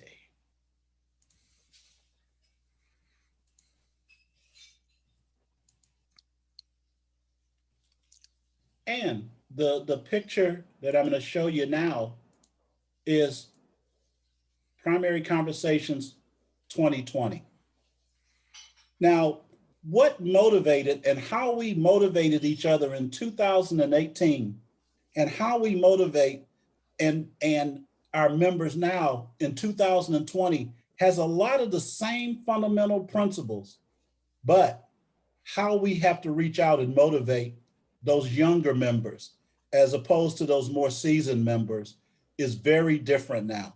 I am equally awed and grateful for being a part of that club in 2018 and even more stoked to be a part of that club in 2020. So as we start to look at how we motivate people and why we motivate people, I just wanted to bring up those two pictures as it relates to Toastmasters and understand and share with you the importance of doing so. So at this point, I'd like to return it back to RJ, and thank you very much for this opportunity. I appreciate it. Thank you, Terrell. I'll just say that if anybody got any questions for Terrell before we move on.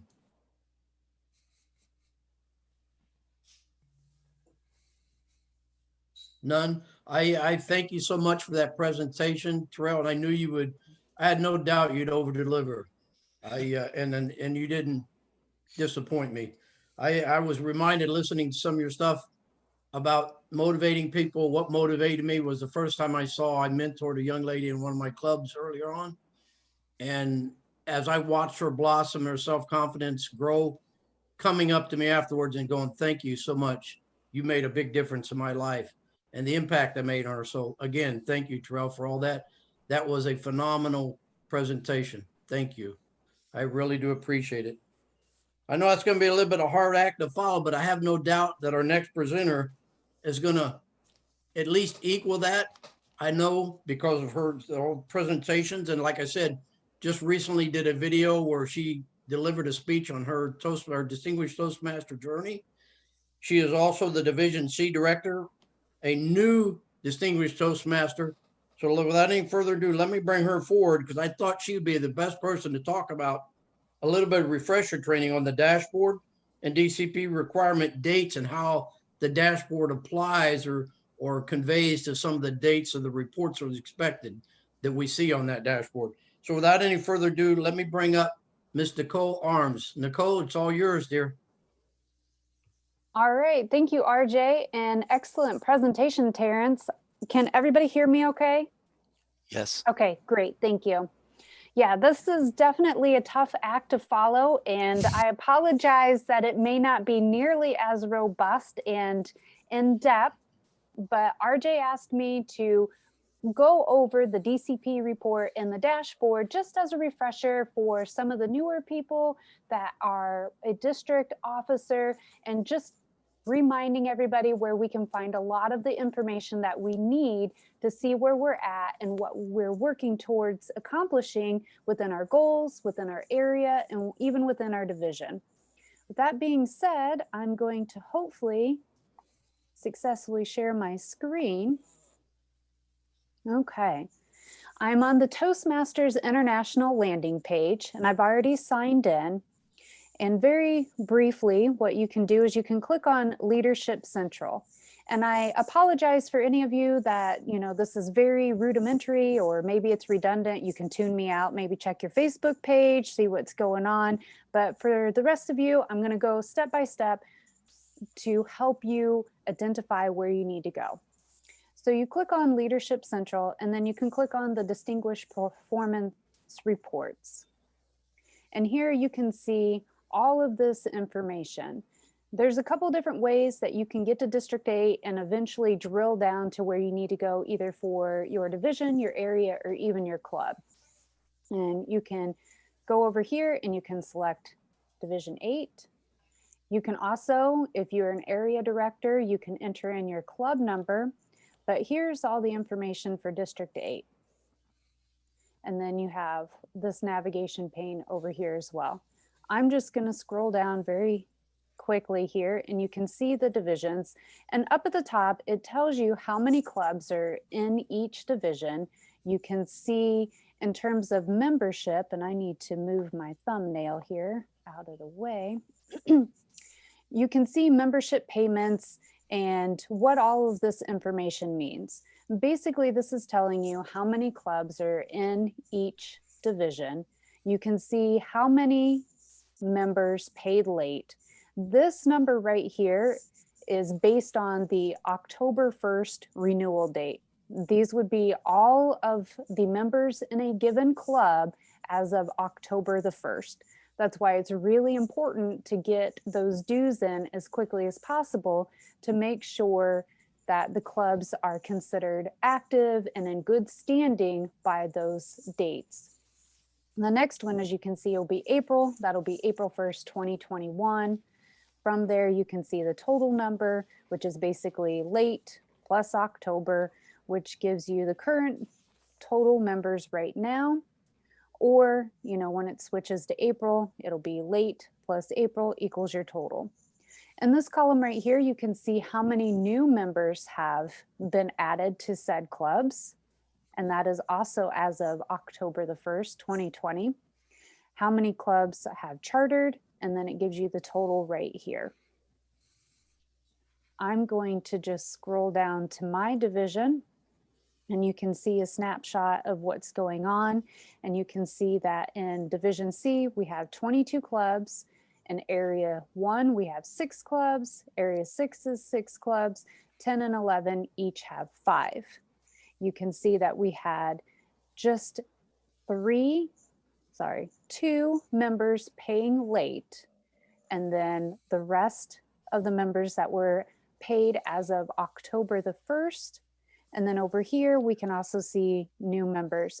And we can see that there are a couple of clubs that have gotten several new members as of October the 1st. That will feed into the DCP report. I'm going to go ahead and click on my home club right here, which is in Area 10, Horseman Toastmasters. When you take a look at the club report, over here, it gives you a snapshot of the region that we're in, the district, the division, and then the area. You can then see the base number of members that we had, and that was of 7/1 of 2020 at the Toastmasters year. You can see how many that we have paid as of 10/1, and then how many are required. We know that's 20, or a net growth of 5 members. On the right-hand side, we can see the number of goals that have been met to date, and then it also shows the number of goals to be achieved in order to hit either distinguished status, select distinguished, or presidential distinguished. And then you can also see when we chartered. Down here below, and this is a little bit new from pre-100% pathways, is what our educational awards look like today. If you remember last year, the last couple of years, we had our previous educational awards in the section, in addition to any pathway awards blended together. As of 7/1/2020, all of the old manual or the old paths have been removed, and any educational goals now are all derived from pathways achievements. Now, it's broken into 4 different sections: education, membership, training, and administration. And I'm going to kind of go from the bottom up. Administration has 2 goals that has to be achieved in order to get that check mark. And the very first one is a club officer list on time. And that is generally submitted by one of the officers. In our club, it's typically the secretary who submits our club officer list prior to 7-1 of that Toastmasters year of who our officers are going to be. And that's a really easy goal for clubs to achieve. If it isn't received by that date, they don't get the check for it. They don't get that why, which then makes it really, they aren't able to get that acknowledgement for that goal. It's really important to stress to your clubs to get that information in on time. Then the next one is the membership renewal dues on time. And you can accomplish this goal either by the 10/1 renewal date or the April 1 renewal date. For our club, we always strive to make sure that we get it with the first renewal date because it's, again, a really easy goal that can be accomplished. And therefore you can see we accomplished both of those goals. We have the check mark for it. Going up, we have the officer training. And again, this is broken into 2 sections in order to get a check mark.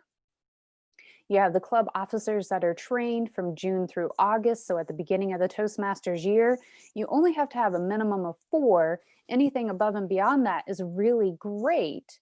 And this is applicable, you know, if you have a club that has annual officer terms, oftentimes you will have double training for some of those roles.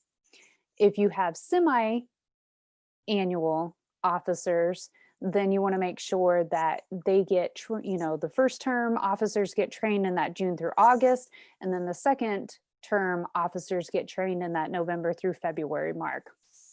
You can see that we needed 4 and we got 6. I know that there were a handful of select clubs that actually hit 7 this year, and that is fantastic. It's really ideal to encourage the officers, even if they are an annual term, to attend both trainings, because oftentimes you're not going to have the same set of trainers, and it's a really good opportunity for your club officers to get exposed to different officers from other clubs and hearing best practices and getting to network to build that support system there. As we know, the next club officer training kicked off on November 1, or the period November 1, and it'll end on 2/28 of 2021. We have TLI that is scheduled for January. Really encourage, you know, for our area directors, really encourage your club officers to sign up for that TLI and to attend, because the more that we can have attend the TLI, then that's less time that we have to scramble to put makeup training together. Not that makeup training isn't great. I'm just saying really encourage your club officers to attend the district sponsored training. It really just helps to achieve that goal. The third section is going to be on membership, and with membership, you know, what we're looking for, and you can get a check mark for either one of these, is you get 4 new members, great, you'll get a check right there, and it'll tell you that we've gotten 1 new member, we need 3 more in order to earn that goal. But then you can go and get 4 new members on top of that, so you're talking about a total of 8 new members in a given Toastmaster year, and you can get both of those goals knocked out. I know several clubs are doing their open houses right now. They're trying to do them virtually or through watch parties. This is really when you have those open houses and you're trying to recruit new members or get people excited about being a Toastmaster, this is where that goal comes into place. Last but not least, we have the educational part of it. And this you want to really kind of take a look at, because for the level 1, you need 4. And right here for level 2, you technically need 4 in a given year in order to get 2 of those goals. Then you have your level 3 awards, which you only need 2 of. And then you have your level 4, 5, or DTM award, and you can get up to credit for 2 of those. Now, let's say, for example, your club has several new members and they're really excited and they're going through their level 1s and pathways, and you were to get 5. You're only going to get credit for the 4 to get that check mark. So it's really important to know when or what your clubs are focusing on. That's again why those area visits are important and why those area director reports are really important, to know where your individual clubs are trying to work on. You can help them work towards those specific goals, whether they're just trying to hit distinguished or if they are trying to hit a streak of presidential distinguished. All in all, it's a really simple tool. It's effective way to kind of keep pulse on what's going on with the clubs. If you have a club that perhaps you're not seeing a whole lot of activity for a period of time on any of these goals, it gives you an opportunity to check in and see what's going on. That's pretty much all that I have to say. Does anybody else have any questions?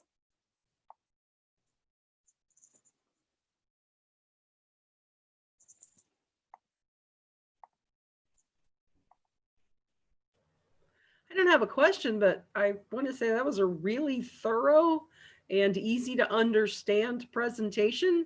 I think it was extremely helpful. Thank you. Hey, Don, it's Tim. I got one question. All right, so like you said, you know, we may have some real hard chargers when it comes down to like level 1, level 2, level 3. If they're really doing it the way it should be at the highest level, can the club be recognized for those people that get their level 1 done, they get their level 2 done, all in the same period, the same 6 months or 1 year period? So can you? Okay, say for instance, like with my, I picked, like everyone has got a new path now because of TI. So basically what that I was looking at is that if I get my level 1 within a certain amount of time, then the club will get the credit for that. Then I move on to level 2. And if I get level 2 done, will that continue a trend to where the club keeps on getting the credit as I progress within a small period of time? Yeah, absolutely. Okay. Yeah. It doesn't matter how fast that you move through the levels and are achieving those goals for your club. And actually, the club will get credit for those educational awards as soon as the VPE submits it to TI. And it basically is like an overnight cycle. So if you were to finish your level 1, let's say you were really ambitious and finished it on December the 1st, you submitted everything to your VPE on December the 2nd, and they submitted it to TI that same day, they're going to get credit on December the 3rd. And then if you were to burn right through, and let's say by February 1st, you got through your level 2, it's the same type of situation. Can I add a clarification to that? Yep. So the easiest way is that a single member in a Toastmasters year for the club, now obviously anything you earn no matter what, but for the club, you can have each level once per Toastmasters year. So let's say you get through a whole path in a year and you start a second path and you get another level 1 done, the club will only get credit for 1 level 1 per member. So if a member does 2 level 1s, they still only get credit for 1. But if you complete a whole path, all 5 of those levels, the club will get credit for. So hopefully that clarifies things a little bit better. Yep. And thank you, Andrew, for jumping in, because I see that there was a question about that as well. And yeah, with the free path, if somebody is finishing a path and then they want to start on that second path, yeah, that would be a potential obstacle. All right, we did have another question in the chat. We are not able to see the individuals who achieve those awards on that specific report. You can reach out and correct me if I'm wrong. There may be a report, and I apologize if I didn't point that out, where you can see who the individual is, but it's not on the DCP report. And I see head shaking. Right. In fact, if you want, I can show you where you can find that. Yeah, I could throw the link in the chat. All right. But one thing I want to say, you can find it, another plug for the district website, but I just want to show this. If you go under resources, district officer resources, okay, and then you can go down to D8 educational achievements, and then you can sort it by division, area, award, name, and then you can see them. All right. So that's how you can do that. It gives you the date and it'll have it for the Toastmaster year. So that's how you can see. Now, in some cases, you won't see a name attached. That's because they didn't want to make the name available, but actually this is their member number and a club will know their member number so they can figure out who it is. It's just not on this public report, but it is there. The other thing I just want to mention is that there's also, if you want to go to the D8 dashboard, that's right there also, and it's a quick way to get there rather than having to go to 8 on the Toastmaster website. So that was all I wanted to point out. Thank you for sharing that, Tom, because I wasn't aware of that resource either. I appreciate that. That's very helpful. Anybody else have any other questions? Nicole, I don't know if Dawn wants to jump in there. There was a question about the District 8 requirement for Triple Crowns this year concerning pathways. Dawn, if you want to address that, because I know that issue we discussed before, and let you take that. Sure. And I'll take this moment to ask Tom if he can find that for us on the District 8 website. Sure. And put it up I there. threw it in the chat.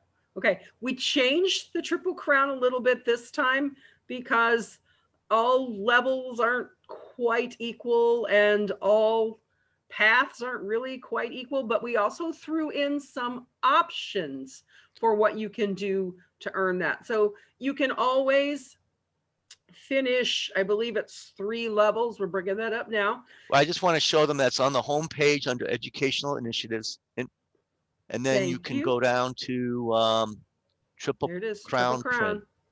But you can do other things as one of your 3 crowns, if you want to think of it that way, besides earning paths. So we put in the option of holding a speechcraft, for example, or holding a youth leadership. And so there are ORs in there. It may be too small for you to see unless you bring it up on your own screen from the website. But for each one of those Triple Crowns, it is a number of pathways, or sorry, a number of levels within a path, or you can, and that gives you some flexibility. Plus those ORs are things that you need to do for DTM anyway. So it's kind of almost like double dipping. You get credit for levels and you get credit for other DTM requirements.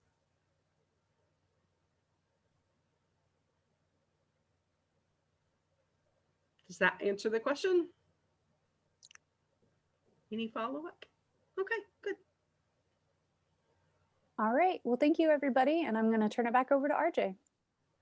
Thank you, Nicole. Awesome presentation. Just echo what everybody else has already put in some of the comments section here. Chat section, I should say. It's a virtual world, right? But it was an awesome presentation. Thank you. Really enjoyed it. Hopefully everybody got a lot out of it. Even though a lot of us are still familiar with the dashboard, myself included, it was a great refresher for me. I got a lot out of what you put out. So thank you. Going on in the agenda and we're a little bit ahead of schedule and probably get out a little bit early. This section won't take long, but this is something that I wanted to implement that I felt was important. It's kind of what Terrell talked about a little bit earlier as well, motivational, but at the same time, one of the things I really, being a servant leader and unselfish in nature, a lot of times I would rather recognize others than be recognized. I guess it's a humble feature of my personality, but at any rate, I want to try to recognize some of the accomplishments or some of the things that are going on within the district right now. First, I would like to recognize, and I don't think this gets put out enough, and if your areas, clubs in your areas or even your divisions, please let me know. I would love to hear this. I was fortunate enough, well, actually Dawn was for the first one. Master Toasters Club number 4431 just celebrated their 25th anniversary back in October. Great event. Dawn got to go to that, and it was, from what I understand, it was phenomenal. And we want to make sure, I mean, that's a big takeaway is 25 years within District 8. I think that's awesome. I just recently got invited to Grand Center Toastmasters Club number 5,000, celebrated their 38th anniversary. And I think that is phenomenal. 38 years with District 8, that's incredible. If you don't already know that, District 8 is celebrating its 80th year this year as being part of Toastmasters. So we have a long history of tradition and culture, so that I think this is something that needs to be recognized. And if you have an anniversary for a club coming up without us having to look up the charter dates, or please invite us, let us know about it. I would love to hear about it. Now, last but not least, with celebrations, and I apologize, Tom, I didn't get this to you sooner, but I wanted to, one of the things I put in the district success plan that I felt, you know, and not to take away from, because the incentives from the club growth director and the program quality director were phenomenal in their own right. But I wanted to recognize individuals, which I've basically called it my heroes corner. And I wanted to recognize some of the above and beyond the Call of Duty type things, to where I think people need to be recognized. They need to be acknowledged. Again, like Terrell was talking about.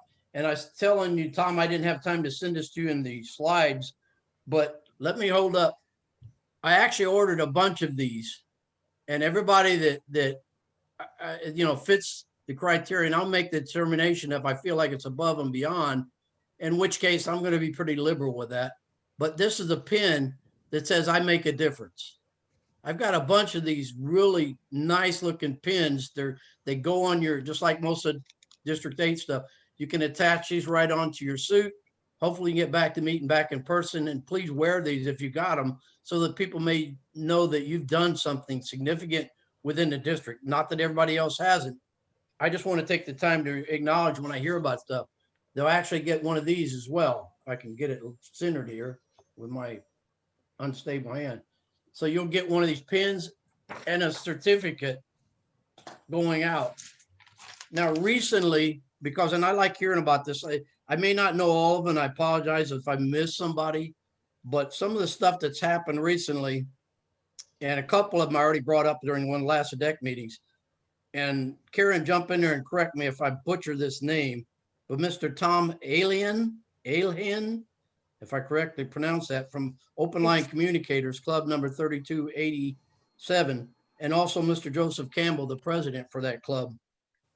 They went above and beyond. The club was actually in suspended status. They did all the footwork. They made the phone calls. They got Open Line Communicators back up and running to where it's a thriving club again. So they will be receiving one of those.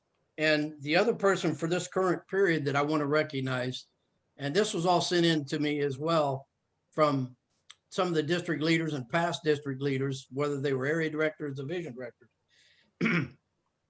One of the names that was sent in to me, and they give me the story of what happened, is Miss Brooke Meadow. If you know Brooke Meadow, please reach out there and tell her congratulations here. But what Brooke actually did to brought my attention to this, and I'm glad again that was brought to my attention, was she took it upon herself and give of her own personal time, hours, mentoring and helping an individual within the Jeff Gold Challengers Club that she belongs to understand pathways, to be able to advance in some of the levels and pathways. She actually took time aside from the club meetings to meet with this person, sit down with them, whether it's virtually or otherwise, and help them through the Pathways program to help them adapt and accomplish more. And now we've got another person that's thriving in Pathways and accomplishing stuff that was ready to give up on it before Brooke actually reached out and took it upon herself to help this person. So these are some of the acknowledgements that I definitely want to recognize people in the future with these nice pins and these certificates. Above and beyond, you know, motivated, beyond without being told to or asked to, they did it on their own accord. I can't say enough about these individuals. And again, it's not to take away from some of the ones that are on this Zoom call right now. I'm just saying some of them, we need to make sure we bring them, you know, acknowledge them, bring them up and develop them as new leaders, because we're going to look at them to fill our shoes in years to come. And I'm hoping that this will help others to aspire to try to reach new heights, to come out and be motivated to help individuals, to help clubs, to make a difference in the district itself. Pretty much all I've got for celebrations. And the last one, I wanted to wrap it up because this section of it is called education. We actually had a couple of excellent training presentations, but it's also called collaboration sessions. And I got this idea and been talking about it even when myself, Dawn, and Victor sat down and talked about what could we, having maybe a town hall meeting where we could share more ideas and opportunities, and maybe have a concerted effort of people who want to share stuff. As if this DEC meeting hasn't been phenomenal of itself right now, I want to bring us into this next section of the agenda and wrap it up with this, called an open forum town hall meeting, where if you've got some questions now that haven't been brought up outside, the general stuff, maybe even, maybe you've got an idea for something that you want to bring up, or maybe you just want to ask, could this happen? Like I said earlier, the district is listening. We're taking on board some of your ideas, some of the stuff that we're hearing. So I want to kind of open it up to this last section and just take a few minutes, if there is anything, for a town hall. And can I ask Niharka, our administrative person, to make sure if there's any questions, could you actually write those down so that maybe get those to me at the end so we can I can take it to the trio and address it. The trio doesn't already know about it. I'd appreciate it, Niharka. Anyways, let me open it up, and if you're muted, unmute yourself and please speak up. This is an open. Karen has a question, Art. Oh, thanks, Tom. Go ahead. So I just want to kind of throw it out to the group. So with our pathways, there's a DTM project that you must complete. And I didn't really think much about it. I had talked to a member who's present here, and I had kind of asked them what the DTM project was and when it kind of showed up on your dashboard for you to complete. And the person shared with me that you needed to complete a complete path, and you needed to complete a third level of a second path. And for them, the DTM project appeared on their dashboard. I am in that situation with my education, and the DTM project never appeared. I recently reached out to Toastmasters International, and what they told me was that each member, that after they complete a path and complete their third level of a second, if they're interested in pursuing their DTM, they must reach out to Toastmasters International and request that Distinguished Toastmaster project be put on their path. So, and I just did this 2 weeks ago, and that is what they told me. Karen, can I jump in real quick? So I had that same situation happen. I finished a path and then I finished the third level.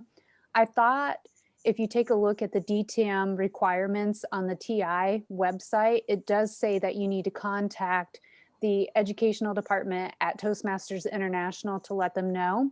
And then as soon as you contact them, within 20 minutes or so, it was relatively quick, it shows up in your pathways as something that you need to complete.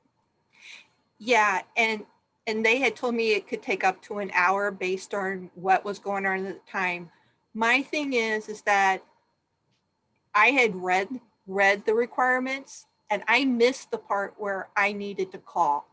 So when clubs have questions or members have questions, they're going to address this group. And I just wanted to bring it out so that everybody was aware of it, as opposed to just those approaching that level. But thanks, Nicole, for throwing it in too. I did not remember seeing it on the listing of an action I would have needed to take. Yeah, that's so completely different from anything we've had to do before. Okay, Art, Jordan has raised her hand. Go ahead, Becky. Thanks, RJ. Thanks, Tom. One of the things that I'm running across with a lot of my clubs and the club visits is they keep saying, well, we want training. We want more training. When I ask, what can the district do? And I point out that there's training videos out there, that there's resources that they can use. they seem to want hands-on. So I was wondering was in some of the other professional conferences that I've attended, there's been a little place that they call like the expert center or something like that, where you can just kind of drop in real quick with a problem and they can hands-on help you solve it. And you just kind of like one-on-one with an expert, present your problem, they walk you through it. Would something like that be possible for the TLI? Dawn? Debbie Young mentioned doing that, and I think it's something that we kicked around a little bit. The difficulty will be in the way we've set everything up so that we're using, in some cases, different Zoom accounts, but there will be some times when we are together. So I'm not sure how we would connect the feature so that one person or the assigned people would get all the questions. But thank you for reminding me that Debbie had asked me about that, and we will maybe put that in our next tech committee meeting to see how we could handle that. And I can see the wheels already turning in Tom's head. I have an idea. Okay, good. Yeah. Either that or your idea of town hall too. You know, if you could have a town hall help night where people just kind of go out in breakout rooms as you pair up. We actually talked about that, just haven't pursued it as much as we should in the fall, doing something like that, Becky. And it was one of the things we discussed in the district success plan, having a town hall where we'd open up to the district. And we just, the logistics and stuff, I still got to talk to Tom about being able to handle a lot of that if we do something on that scale. So, but yeah, it's been talked about. Definitely they're going to talk some more about it now that I'm hearing it would be something you guys want to do. Something I was going to set up, and I'll just share it. You can think about it as a group. It's going to be there whether you use it or not. At the end of this meeting, there's a new feature in Zoom where you can set up breakout rooms and people could go to their own room. At the end of this meeting, you're going to see 5 breakout rooms you can go to for each division. And if the division leader wants to hold a quick meeting or something at the end of this to gather or just get some things or plan the conference or a contest or anything else, it'll be there. They can go in the room, they can go out of the room, but there'll be an opportunity at the end of this meeting to do that. Thanks, Tom. And everybody, give Tom a big thanks. He's amongst everything else all the leaders are doing. We're trying to make this district not only better and more quality, but trying to put stuff out there that'll be more helpful to everybody. So Tim had a question. Tim Scarborough. Well, actually, it was really more of a point, something RJ and I had been talking about the last couple of days. If everyone, if you know anything about the history of Toastmasters, one thing that Ralph Smedley wanted to do from the very beginning was to teach young people how to work in a committee or like business type environment. And from that, came the, everything that we do about Toastmasters prior to Pathways. Now, we all know that whenever we sign up for a path, it gives us options. Innovative planning, presentation mastery, whatever it might be. A pattern has developed in one of our clubs, like Southern Toastmasters is my home club. And we had this discussion the other night about how we have a lot of people in one path, for instance, innovative planning. And I said, okay, well, that's interesting. He said, well, how do we look at this in a way where everyone can benefit? And I said, well, why not work together? I mean, if someone's, level 1, 2, 3, 4, whatever, wherever you might be, work together and collaborate on everything that's important to that path and progress along together and lift each other up, whether it be in evaluations, whether it be in mentorship or whatever it might be.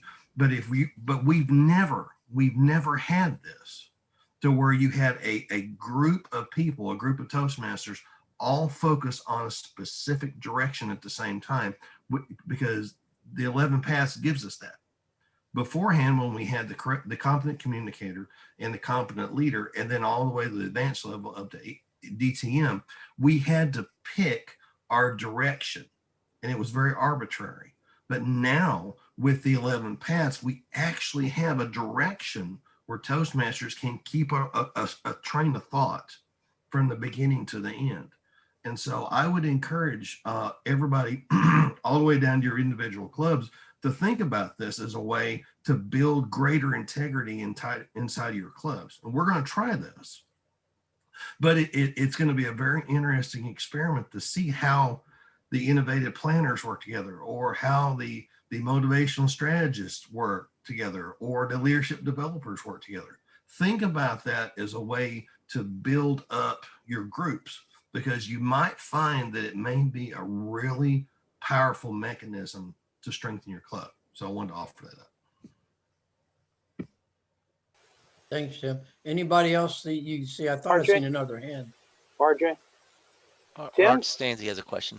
Tim, a suggestion you might want to throw out. 4 of us at the end of the manuals time formed a DTM support committee to help us, all 4 of us, get to DTM, even though we were using different sets of manuals and had different requirements.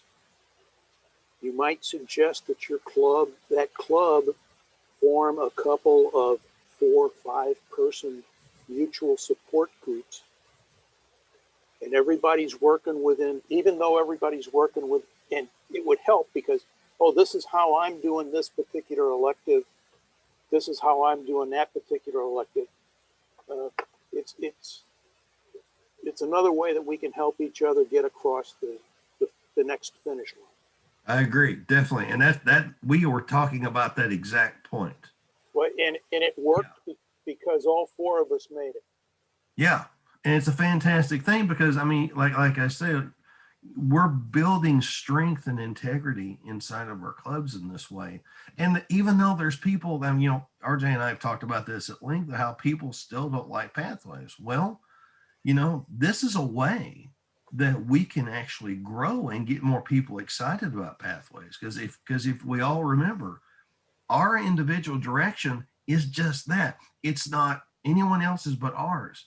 So we have to encourage our club members to take advantage of it, get a hold of it, and just make it their own. Work through it, because in the end, they're going to get out of it what they put into it. And why not collaborate along the way? You know what? Yes. And if I can continue, RJ. Yes, sir. We've got a hand raised, but go ahead, Art, real Couple quick. thoughts on this pathways hostility. Number 1 is where you can see an area of improvement, get an email in to International. The more, flood these people with requests for improvement. I just sent one in on that project where you have people planted in the audience to disrupt the speech, and the evaluation form had nothing to do with the actual project. And I have gotten some positive responses from sending in encouragingly worded requests for improvement. The other thing I'd point out is that when your boss stops you in the hall or on the last web page or the last Zoom meeting and says, I need a 15-minute presentation on this Thursday. You don't get to pick and choose the challenges that life puts at you, or throws at you. So, you know, choose your project and pathways and then just go after it like it's something that the boss threw at you from out of left field. And that's how you get prepared for life. Thanks, Art. And before I go on to Karen, I know she has her hands up. Throw out there real quick for everybody, kind of piggyback on what Art was talking about. And I know I've had this conversation with a few of you, but don't ever think that something's undoable. And I'll just use, if Curtis don't mind me, I'll use him as an example. Reached out to him a while back see if we couldn't exercise an exemption from TI, from World Headquarters, to allow some of the prison club members to be an area director, as long as they had an assistant on the outside to serve them. And TI honored that, even though it was past the deadline. They said, yeah, we'll grant you an exception. So don't ever think it can't be done. Reach out to me if you have something. Don't ever discount it. Well, until we ask, we don't know. You never know until you ask. So with that, Karen, you had your hand up, dear. Yeah, I just wanted to kind of throw in about the pathways and about people being resistant to them. So I must confess, I hated pathways. I had absolutely, positively no use for pathways whatsoever. I thought it was stupid the way that they had it set up. I didn't understand why the first two levels were essentially the same in every single path. I'm thinking, why is this, and what do I get out of this? And so I tried to temper my dislike for it, but I didn't have any use for it. I will say, and I will tell this to people complaining about pathways to me. I will tell them I understand it, but I think pathways really becomes beneficial to people when you start looking at around level 3, and you can find different projects that actually apply to your life. And many of the projects from level 3 aren't up. You can apply to things that either you're doing in work or Toastmasters. So you're already doing the work. They're out there. Those projects, you can look at them and you can find a way to help you improve what you already need to do. So when it comes to people complaining about pathways, I always suggest to them, you need to be, since you have the ability to do so, go ahead and look at level 3, level 4, and level 5 and figure out how you can use those educational projects to your benefit and how they can enhance your skills. And I have been able to turn several different people with that approach by saying the other ones are, you just need to go through that. The first 2 levels are learning about yourself, and then the next levels are more there to help you. And so that's how I've approached it, and I have gotten some conversions, including myself. Thanks, Karen. I see Andrew had his hand up. Yeah, I just wanted to add on to some stuff that Karen had been talking about. A couple things that I kind of tell people, because they start getting to that level 3 and level 4, and it's not just about giving a speech anymore. And that's how I try to tell people is, if you look, they're all projects. That's how they're listed in there. And so think of it more as a project. Sometimes the speech is almost just kind of a formality. That's not what the whole point of it's about. And so it's a little bit of a different mindset where people have gone in thinking about that, whenever I'm doing all this stuff, it's all about speeches. That's how I'm progressing. Well, it's a little bit of a shift now. It's more about a combination. And I think, and how I keep trying to tell people is, if you go back to the Toastmasters motto, it's where leaders are made.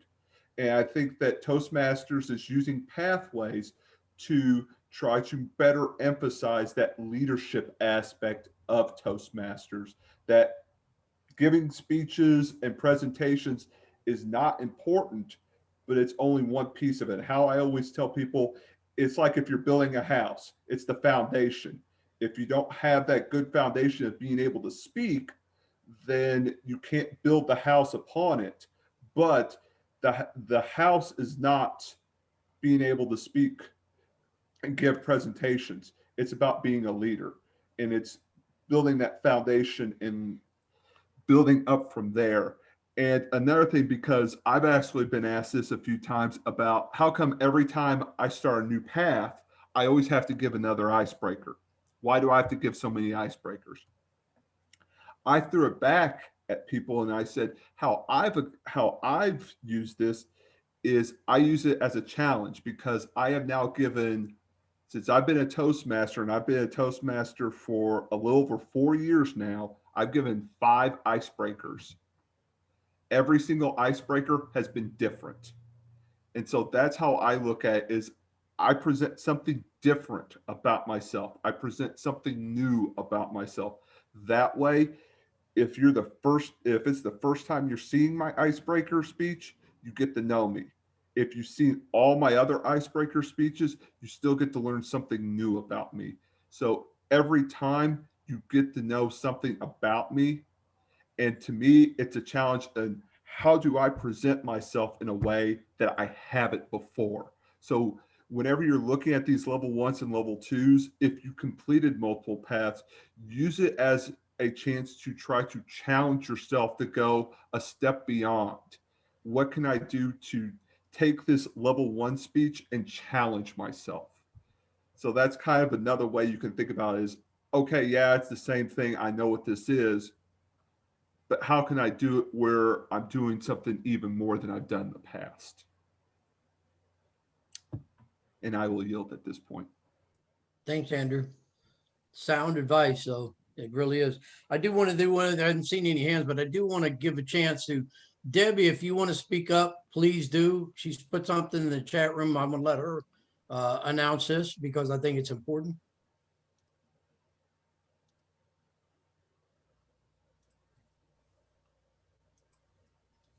Sure. What did you want me to make a comment on? What did South County just recently celebrate? Oh yeah, our 45th anniversary. Yeah, in October it was 45 years. Wow, thank you. So we've been hosting hybrid meetings. So we kind of our founder is still a member of our club, and so he came in and he gave a speech about back when in the early years, they used to have competitions and ranked clubs. Clubs could earn points. And one year we were like second in the world. And he talked about how we should have been first, but a military club won because they made everybody in their platoon be a member. But it was fun. And yeah, it's neat. And I think we have such a strong club because our founder is still involved in our club. Thank you. Awesome. No, I want to give you the opportunity. I didn't realize you just celebrated your 45th with everything else trying to go through, but thank you for sharing that. And something else is coming up. Anetta, I yield the floor to you. You need to bring this out to everyone, even though you put it in the chat room. Thank you, RJ. April 2021, O'Fallon Mighty 994 Toastmasters Club will celebrate 60 years. And we are in preparation, so we'll be looking for it at the beginning of the year because I'm going to let the world know all about it. Thanks, RJ. You're welcome. 60 years, almost been around as long as I have. I was a baby. I don't know nothing about that. Andrew, you got your hand up, sir. Yeah, just to let some people might know this, but earlier this year, High Noon celebrated its 60th anniversary, Club 2072. We are still trying to recreate that event with proper social distancing and all of that sort of thing, but we had it planned, and about a week before we were going to have the event is when everything shut down. So we are still hoping to have that 60th anniversary. We still have some plans, but it's something I do want to bring up that we did have our 60th anniversary and we still are planning on having a celebration of that. Awesome. Congratulations. If you could send an email or notification when you guys get this together, even if it's virtual, so some of the district leadership might be able to attend. Absolutely. And as always, I'm glad everybody's speaking up because like I said, it takes forever to go to the dashboard to find these charter dates and all that, but it is amazing to me to hear the history of the longevity of some of these clubs in District 8, 60 years, 45 years, 38 years, phenomenal. And I thank you all for sharing that. It means a lot. There's a lot of culture there for so many years. Like Debbie said, founder is still involved with South County. So it's just amazing. Anyway, anybody else? I'm just going to open those rooms. If people still see an invite, break out at the bottom. If they don't, that means they don't have the latest version and I can move them. But I'm just going to open the rooms. Anybody wants to do anything within the division, you should see an invite now. Let me go ahead and wrap this up real quick though first, Tom, because if there's nobody else, I mean, this has been productive, very productive meeting. The town hall, I think, was phenomenal. We shared a lot of information. history. And I want to end it by this. Thank everybody for being on here today and dedicating some time to this, because I think it was well received by everybody and it was much needed. It was one of the better meetings I've attended. So, and it was all because of everybody on this call. And with that, unless there's something else, I'm going to go ahead and adjourn this DEC meeting of November 21st, 2020. No other questions. Oh, by the way, I'll stick around for a little bit and maybe visit some of the breakout rooms. But with that, then I'll adjourn this meeting. Good. Thanks, everybody. Bye-bye. Tom, were you going to have you got the breakout for all the divisions? Right. In other words, you just go there. If you want, Nicole, do you want me to just move you to Division F if you don't see it? Sure, you can move me over there. Yeah, I'm not seeing it either, Tom. Okay. It's Karen. I'm not seeing it either. Wait, oh There's wait, only- Karen goes to, I'm sorry, Karen goes to F. Right. I go to C. Okay, so I go to Nicole A. goes to C, There's only 15 of us, 14 of us on the call still, so. and then Patrick goes to A. The number goes down as they get assigned to breakout rooms, I think. Oh, okay. Amy goes to A as well. Tammy, you don't see it? Okay, sign A. Yeah. Here we go. Tom, this is John. Can you send me to A? I'll send you to A. Okay, thanks. Done. I think I need to be sent to Division F. This is Terrell. Terrell, okay, I'll send you to F. Thank you. You see it, Art, don't you? I mean, I'm sorry, you see it, RJ, right? No, actually, I see it.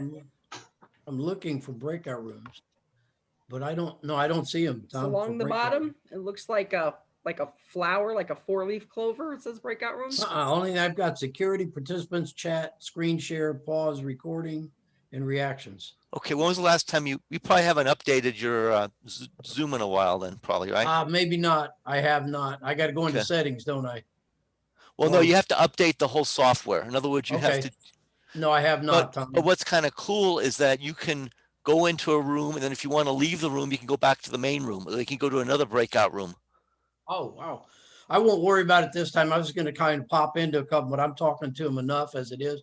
If you want to stop the recording too, you might want to. Oh, that's a good point. Let me stop the recording.